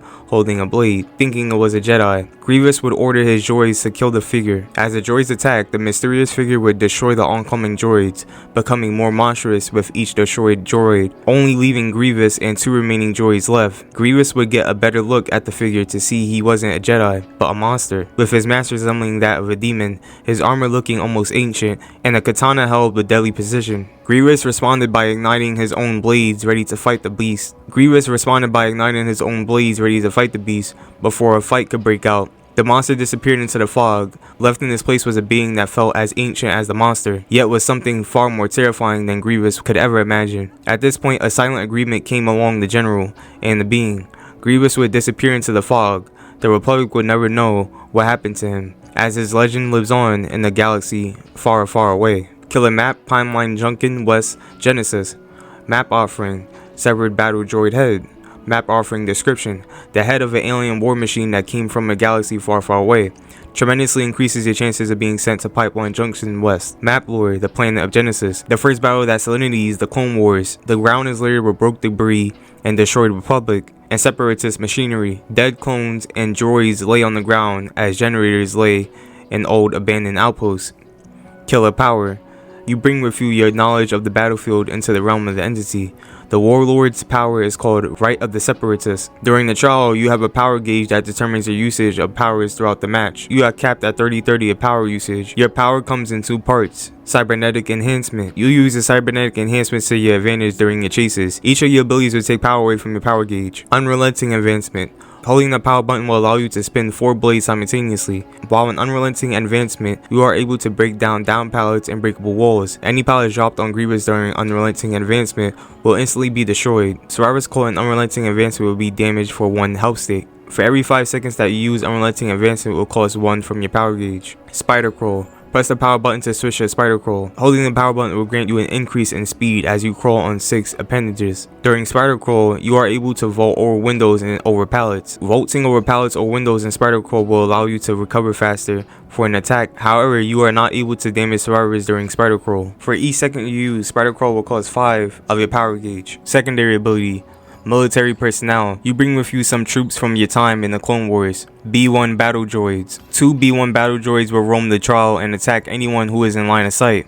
If a survivor is in line of sight, the survivor will have a lock-on meter. If the lock-on meter is full, the droid will fire, causing the survivor to take a damage state. B1s have 2 different modes. Patrol. Battle droids will roam around the trial with a line of vision in front of them. B1s would naturally roam the trial and shoot any survivors that they come in contact with. Guard. You can order a B1 to guard an area. Having a B1 guard an area will cause their cone to turn into a circle. Imagine Knight's Guards. B1s will guard an area for 25 seconds before returning to their patrol state. While on patrol, survivors are able to deactivate B1s by going behind them and switching them off, blinding them or stunning them.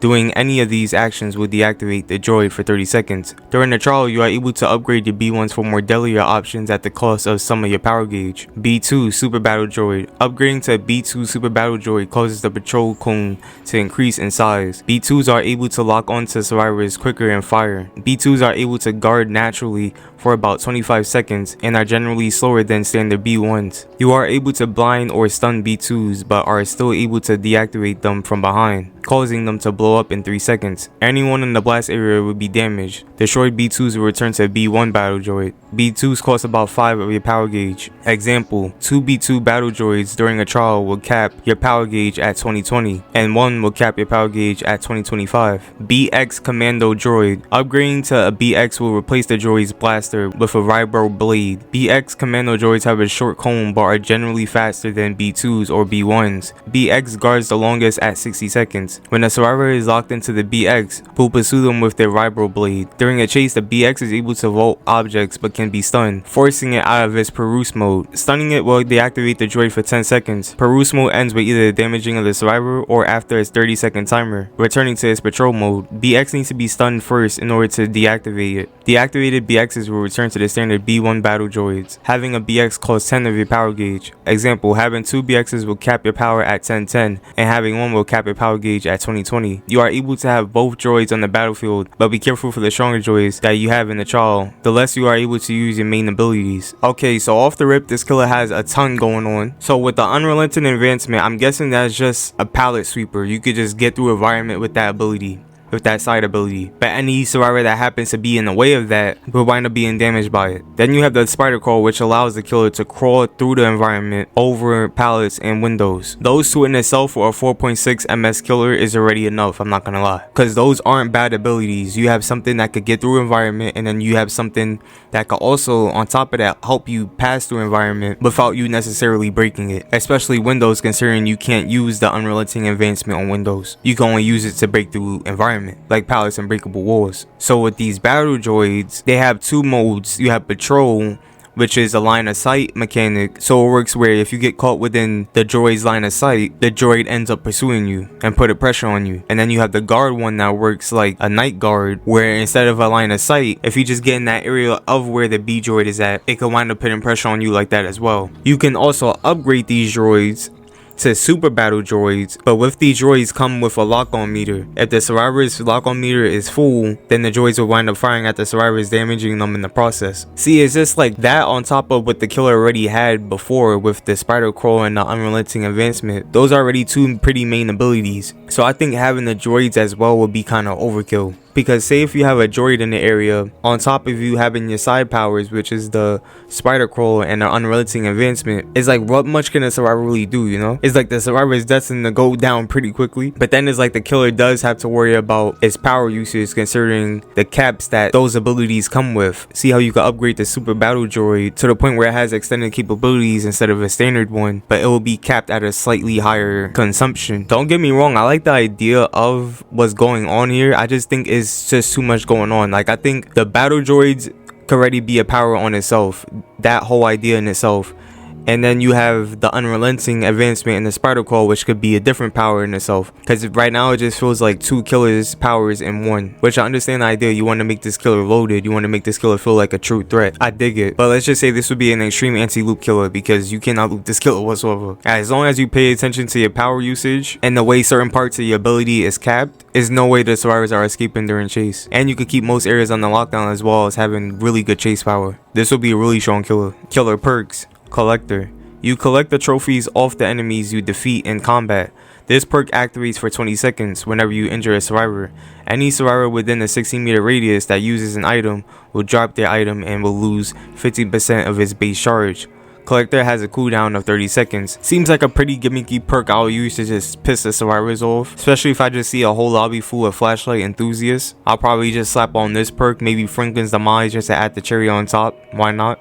And just 2 other random perks to just help the build, I guess. But this isn't a bad perk, it's an okay perk. Hex Unorthodox. Your one-on-one dudes are where you are at your most dangerous. When you injure a survivor, you will see the aura of all pallets and vaults in the survivor's area. If a survivor runs past a pallet without dropping it, or vault to drop pallet, the entity will block it. If a survivor vaults a window, the entity will block it. The entity can only block the newest action the survivor makes. So this gives me Hex Blood Favor and that other Hex that Trickster has, where when you vote a window, windows become blocked, but it's just those 2 in one. It definitely isn't bad. I feel like it's something I'll run. Hex Eyes on Me. When dueling, it is important that you keep an eye on your opponent at all times. While in chase, survivors who don't stare at you will suffer from the hinder status effect. Once injured, they are unaffected. Once injured, they are unaffected by Hex Eyes on Me for 10 seconds. This perk will be crazy in chase. I could see killers who normally struggle in chase running this perk because they have to worry about ending chases quickly, and the fact that they just don't have the power to end chases quickly, they could then rely on this perk to help them. Especially since when survivors loot, they usually keep their eyes on the killer just to see where the killer is going and they could counter it. This is a really strong perk. Killer Mori. The warlord will walk to the survivor and pick them up, staring death into their eyes. The warlord's arms would detach into 4 arms as he holds the survivor with 2 while also grabbing his lightsaber with the other 2. The warlord would ignite the cybers, crossing the blades in front of the neck of the survivor. The warlord would then slash the blades, creating a horrible shrieking sound as the survivor's body is thrown to the ground as they lay dead. The warlord would then retach his arms back into 2. Kinda think of Count Dooku's death in Revenge of the Sith.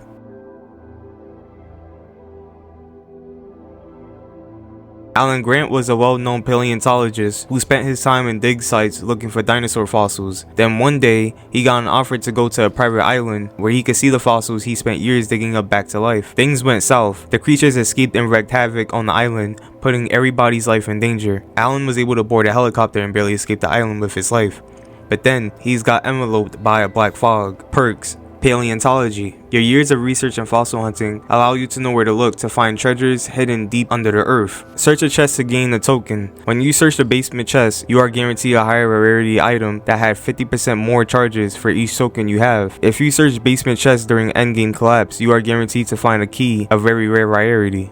I don't really have much to say about this perk because I'm not really like a chest user like that, but I can see it coming in pretty good use for people who like using the chest or whatever, digging in the chest. Horrific discovery. You have made tremendous discoveries in the past and know how to get others to hear you. You start the trial close to the killer. Press the active ability button within the first 10 seconds of the trial to activate this perk. When activated, all survivors see the killer's auras for 20 seconds, but in return, the killer sees your aura and are exposed for 20 seconds. I feel like this perk won't come to much benefit because it's just the start of the game. Like, sure, it's good to know who the killer is off the bat, but then I feel like you're hurting yourself because you become exposed in the process. So if anything, that's like a free lethal pursuer for the killer, on top of you being exposed. So that's a lethal pursuer 2.0 on the killer's part. I feel like it'll be much safer to pass on this perk and see who the killer is without the need of this perk, because I ultimately feel like you're feeding yourself to the killer for no reason. Hidden in plain sight. Dealing with stronger creatures has taught you that running isn't always the best option. While injured, stand still for 2 seconds to stop bleeding and silencing your groans of pain. Stand still for 10 seconds to let yourself hide from killer auras. Moving after this perk activates sets it on cooldown for 20 seconds. I feel like this perk will only come to use if the killer has an aura reading perk, but then you wouldn't know if a killer has an aura reading perk unless it's shown in the game, or if you just have an idea that the killer has that certain perk. Other than that, I don't think it will come to much use. New killer, the hybrid. The Endor Raptor is a terrifying genetic hybrid created to be the perfect hunter with cunning intelligence. It escaped the lab to hunt people for sport and scares, about to kill the last people standing in its way. It was then enveloped by a black fog. Details: height average, speed 115 ms, tear radius 32 meters, power primordial predator. Ability, Skulk. Press the ability button to go on all fours and gain undetectable. While skulking, you move at 110 ms and can basic attack. Ability, Quick Strike. Hold the active ability button to charge forward a short distance. If you hit a survivor, you will bite them, damaging 1 health state and dealing deep wound. Downing a survivor will have you pounce on the survivor and stab them with your toe claw instead and immediately pick them up. You are kicked out of your power after a quick strike. If you hit a window with quick strike, you will reach your head through and snap your jaws, possibly allowing for hits you couldn't get before. Each time you hit a survivor with a quick strike, you gain 25% of your packed hunter ability. When charges, press the active ability button to stand up on your hind legs and roar, causing the entity to summon 2 velociraptors near you. After being summoned, they will go and hunt survivors. Raptors move 5% faster than the survivor running. Raptors that come in contact with a survivor will pounce on them, giving them deep wound before disappearing. When starting a chase, the raptor closest to you will try and cut off survivors. When a raptor is stunned, it is disoriented for 10 seconds and will lose your trail. Raptors can be blinded and snuck around, but can sniff out your location if too close. Pack Hunter ends after 60 seconds and any remaining raptors disappear. Ability, Tracker Mode. While Pack Hunter is activated, your Skulk is replaced by Tracker Mode. Instead of being undetectable, your tear radius is increased by 10 meters and you gain 5% haste, and rolling survivors with Killer Instinct every 15 seconds. So the benefit I automatically see with the Quick Strike is that it could be used to stoneball, so if you want to attack multiple survivors, the survivor is going to have to mend afterwards, considering it as the deep wound. But also, if you charge through a window with it, you could get attacks that you maybe couldn't get before, like stated here. It doesn't go too in depth of what that actually means, but I'm guessing if a survivor just makes an overall vault, and if the killer pokes his head through last second, it could maybe get that hit last second. So basically a hit you thought that wouldn't connect would connect, I assume. Then each time you hit a survivor with a quick strike, you gain 25% of your hunter pact ability. When the packed hunter ability is active, you can summon other dinosaurs to come and help you, and even damage survivors, or maybe cut them off, allowing you to get the hit. But the dinosaurs can be countered by being stunned, or just being stealthy. While the pack hunter ability is active, the skulk ability revolves into tracker mode. In this mode, your tear radius is increased, you have a 5% haste, and survivors are revealed every 15 seconds with killer instinct. So that's pretty self-explanatory in itself. Seems like this killer is a jack of all trades. It could potentially have pretty good range, could summon dinosaurs for info and could cut off or attack survivors, and could have even more info during tracker mode because of the killer instinct every 15 seconds, whilst also moving significantly faster because of the haste. Add-ons: ultra rare, iridescent Indominus Rex Tooth, a genetic sample of a cold calculating creature now consumed by the fog. Raptor movement speed is decreased by 10%. When activating Pack Hunter, you now summon 3 raptors instead of 2. Seems like a fair add-on since the movement speed is decreased, but you get an extra raptor to your benefit. Iridescent Amber, a mosquito once trapped in amber now trapped in a glass like crystal. Looking G at this gives you a strange feeling of foresight. Raptors can now no longer see or hear survivors by normal means. Instead, they can now see auras and killer instinct and move 5% faster. So I'm guessing this will help in tracker mode because the fact that killer instinct is active every 15 seconds, the raptors will be lured towards that killer instinct, so they will be pursuing survivors because of the killer instinct. On top of that, they move 5% faster. Perks: Hex Extinction Event. Your species have survived extinction and want to instill the same fear in them. Hooking a unique survivor will give you a stack up to a maximum of 4 stacks. For each stack, it takes 30% long to destroy a hex totem, but booking becomes 30% faster as well. I like the benefit of it taking long to destroy hex totems, but I'm not sure what the other part means. Is this supposed to mean hooking or something else? What else becomes 30% faster as well? Primal Instincts. Your roots go back 65 million years and still have a strong connection. When 20 or more crows are scared off by survivors by any means, see the auras of all survivors for 10 seconds. This perk has a cooldown of 30 seconds. This is a pretty decent perk. It isn't the best, but it is definitely okay. Something I'll use here and there. Not a bad info perk, it just depends on survivors' movement and actually them disturbing the crows in order for it to work. Which survivors do blindly sometimes without even realizing it, so it may actually come into more benefit than you think. Boon Fake Out. Your intelligence and sadism gives you a terrifying sense of joy when fooling your prey. Instead of snuffing out a boon totem, nullify its effects. Any survivor within that boon totem now suffers from exhaustion and is hindered by 20%. I like this perk. I like this perk because it's unique and it actually turns the tables around on the survivors, dealing with boon totem specifically. My only thing with this perk is that what happens to the boon totem then? Can the survivor snuff out their own boon totem when this perk is in effect, or does it just stay for the whole game? Mori. The Endor Raptor grabs the survivor, but is hit in the jaw by the survivor attempting to retaliate, which knocks the Endor Raptor down. The survivor stands there to catch their breath, believing to have knocked the creature unconscious, but then the camera pans down to the Endor Raptor's face.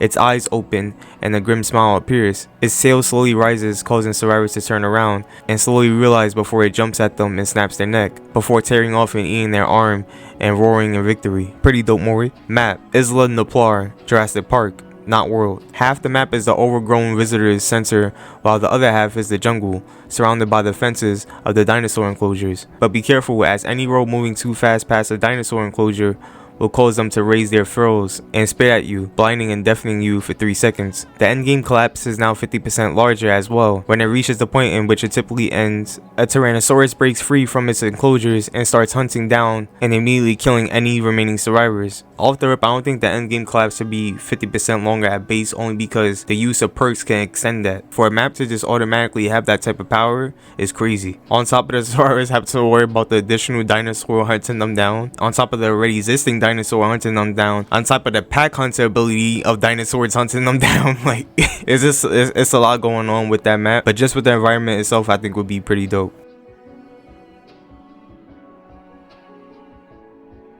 Born in Mexico, Manuel Gonzalez was born into poverty and rarely ever saw his dad due to his shady practices involving local gangs. When he was 14, his father was brutally murdered and he and his mother fled to hide from the gang's grasp, which led them right into Miami, Florida, where he would be pressured into joining a local gang, where he would control their ground and get into constant fights with their rivals. Manuel was an executioner for them, despite him ejecting every time it came up, but would be threatened and beaten into doing so. His crimes finally caught up to him when he was sent out into killing a family of 5, but after firing his first shots and killing the mother and the youngest son, the police swiftly pulled up and behind him, and pursued him all the way to a local glass factory, where he climbed up on the roof, subsequently bending the roof down, breaking it. The officers that were up on the roof landed on the floor with the worst injury out of them being a fractured ankle and a month out of work. The officers looked up searching for Miguel. They didn't see Miguel. They saw a flaming, melting corpse and screeches of pain and agony. Then they saw a black fog cover his body, leaving only a charred pair of lower legs and the smell of cooked meat. Killer, the Scorched. Appearance: an average man with a charred appearance and a tank top and cloth that wraps around his hands that are burnt, and his lower legs are completely missing. And entering the realm has granted him the ability to walk and run as if they are still there. Power: burnt flesh. Allows a player to turn down into a burnt blob of flesh on the ground and move at 6 meters per second, and give a slight movement speed on exit. The Scorch will be unable to break pallets or vault 2 seconds out of exiting. Blasting Protrusion summons a fury piece of flesh that launches at a fast speed and can only put a survivor into the injured state, not the dying state. If a survivor is hit by the blasting protrusion, they gain a new status effect. Burnt. This disables a survivor's ability to be healed unless they use a new item called Healing Aloe. They spawn unlimitedly in the new type of chest called a medical box, and completely removes the burnt effect until hit again and heals a health state. So the power doesn't really go too much in depth, but I like the idea of you being a blob of flesh. In the power, it mentions you blasting protrusion that puts you in the new status called the burnt effect. But the burnt effect is technically the broken status effect, because it just says that it disables a survivor's ability to be healed unless they use the healing aloe, and the broken status effect does the same thing. And the healing aloe technically works like the pool of devotion, considering it gets rid of the burnt effect while also giving you that health state. This killer is basically plagued with faster navigation, considering the killer could turn into a blob of flesh and navigate fast around the map. Then it could add the burnt effect, which is technically the broken status effect, and which survivors need to go to the healing aloe, which is technically like the pool of devotion. At least that's just what I'm getting out of it. Maybe I'm missing something out of this power, but it just sounds like plague with the added benefit of her being able to navigate the map faster. Perks: Burning Touch. After missing a basic attack on the closest survivor within the 10-meter range, gains the exposed status effect for 10, 12, and 15 seconds. This isn't a bad perk. I will pair this with Unrelenting to purposely miss, to then get the activation of this perk if I could possibly down that survivor that's exposed. I'll probably run a perk like this on Legion along with Unrelenting, since it's gimmicky on Legion anyways. Burning Desire. After being blinded or stunned, reveal the aura of all generators being worked on and the aura of all survivors working on it until it stopped. Decent info perk. I just think it should of course have a cooldown. Not a cooldown, but extended duration for the auras being revealed. Hex Our Turf. The Hex Totem has a radius of 36 meters. Each time a survivor completes an action in the radius, gain a token, up to 5. For each token gain a 4% haste boost. Lose all tokens by getting stunned within the range of the totem. This is a decent perk. I just feel like when survivors realize that they're completing actions within that Hex Totem, or once they take it down, it just won't come to much use. I don't know if the survivors might get a slight indicator that that Hex is present and they're literally feeding you the haste boost. But if they don't get that indicator, this is actually a decent perk.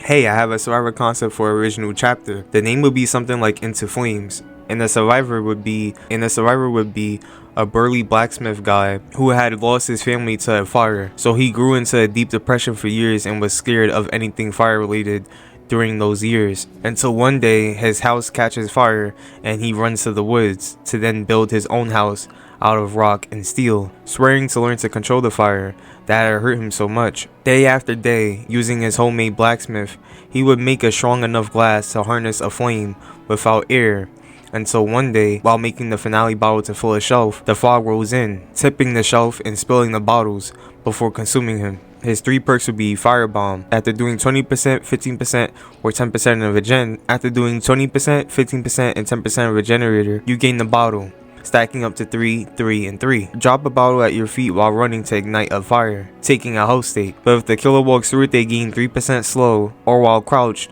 you can throw a bottle, similar to Diversion. Upon impact of anything, the radius will only be small, with a 10, 12, and 15 duration, and any survivor who walks through it would take a health state. I feel like this is definitely a unique perk to slow the killer down, but I definitely feel like it could lead to some trolling moments where you just see that one survivor throwing fire bombs at other survivors for no reason, possibly injuring them. But it still sounds like a fun perk that I'll use. Burning Metal. After working on a generator for 55, 50, in 45 consecutive seconds, you activate this perk. When getting off the generator, it becomes hot for 100, 110, and 120 seconds. If the killer tries to kick it during this process, it burns them and stuns them for 1, 2, and 3 seconds, and then is 5%, 7%, and 10% slower to kick the first time afterwards. I feel like this perk is just a very slightly better blast mine. It slows the killers down on top of already being stunned when they kick the generator for the first time afterwards. So that means after the killer is stunned and when they kick the generator, that generator will be slower to kick. Boon, fire step, regular boon stats, but inside the boon, you're 1%, 2%, and 3% faster, and have your footsteps linger behind you as a fiery imprint. If the killer is inside them, he is 1%, 2%, and 3% slower. The slowness does not linger once he is outside the footsteps.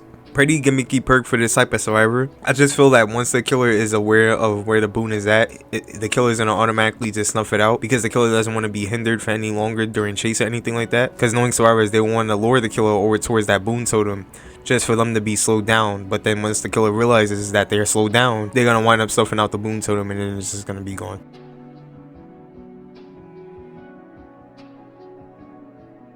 A man called Matteo Toscano of medium height, bounty hunter clothing, cowboy hat, a dagger as the main weapon, strange purple tattoos can be seen from his right arm up to the side of his chest, similar to those of Virgil Toscano, maybe a hint of the close connection with him. Feline eyes with a red background, one eye however blindfolded by a band. In his left hand hold a sickle with a manuscript rounded up on the grip of the sickle, with a strange writing like hieroglyphics that emanates a strange aura from which the Vindicator gained his power. Killer power. Knowledge of power. Press the ability button to channel the power of the manuscript and infuse it onto the sickle. While the sickle is channeled, you can throw it on the surface or stick it on a wall to condense a connection. When the connection has occurred, you can decide whether to withdraw the sickle towards you or unleash the power of the sickle.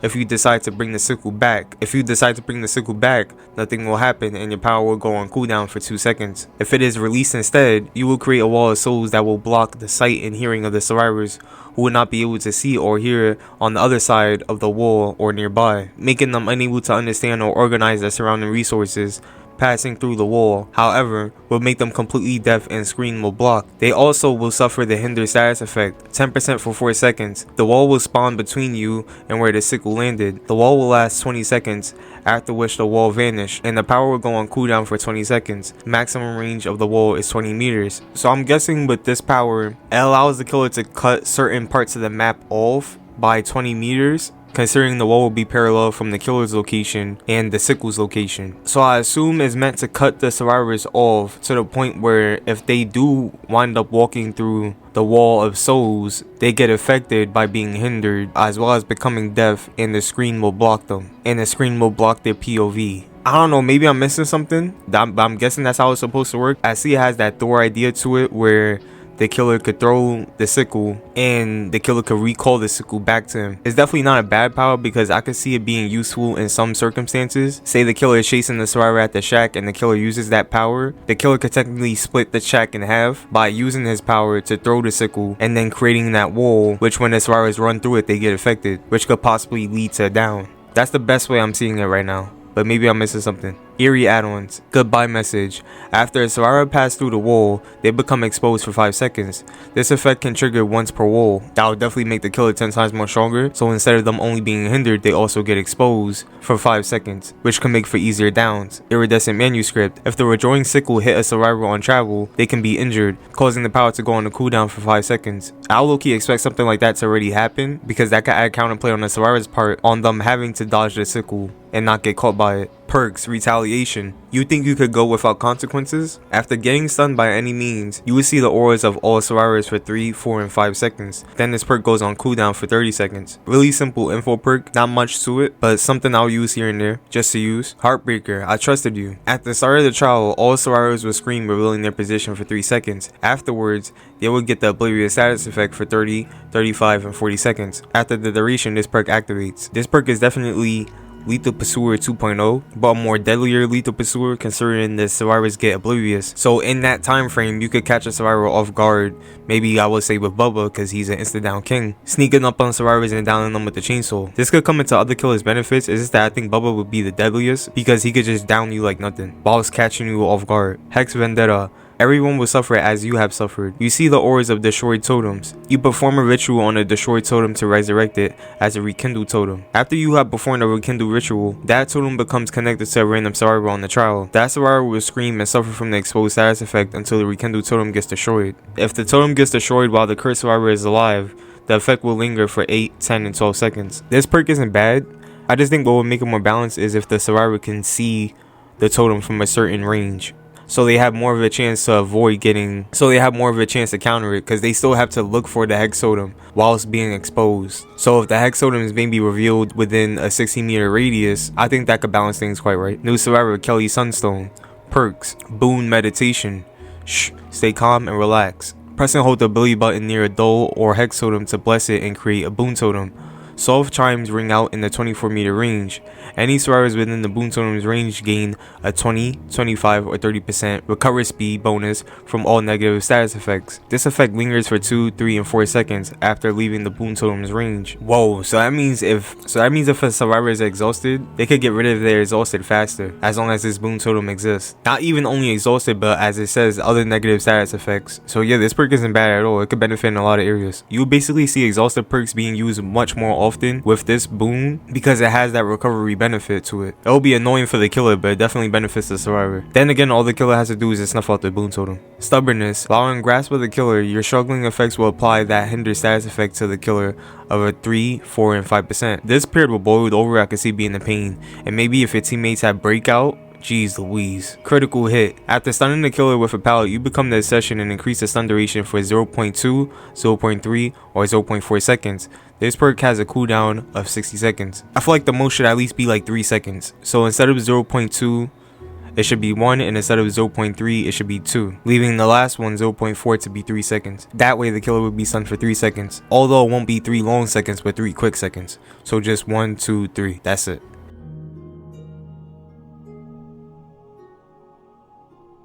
Shen came from a powerful and loving family that did everything possible to heal their lands. But once Shen saw his dark future ahead, he went on a killing spree that forced his parents to banish him from their lands. Decades later, their son returned over their graves, taking over once again. New killer, the Rejected Emperor.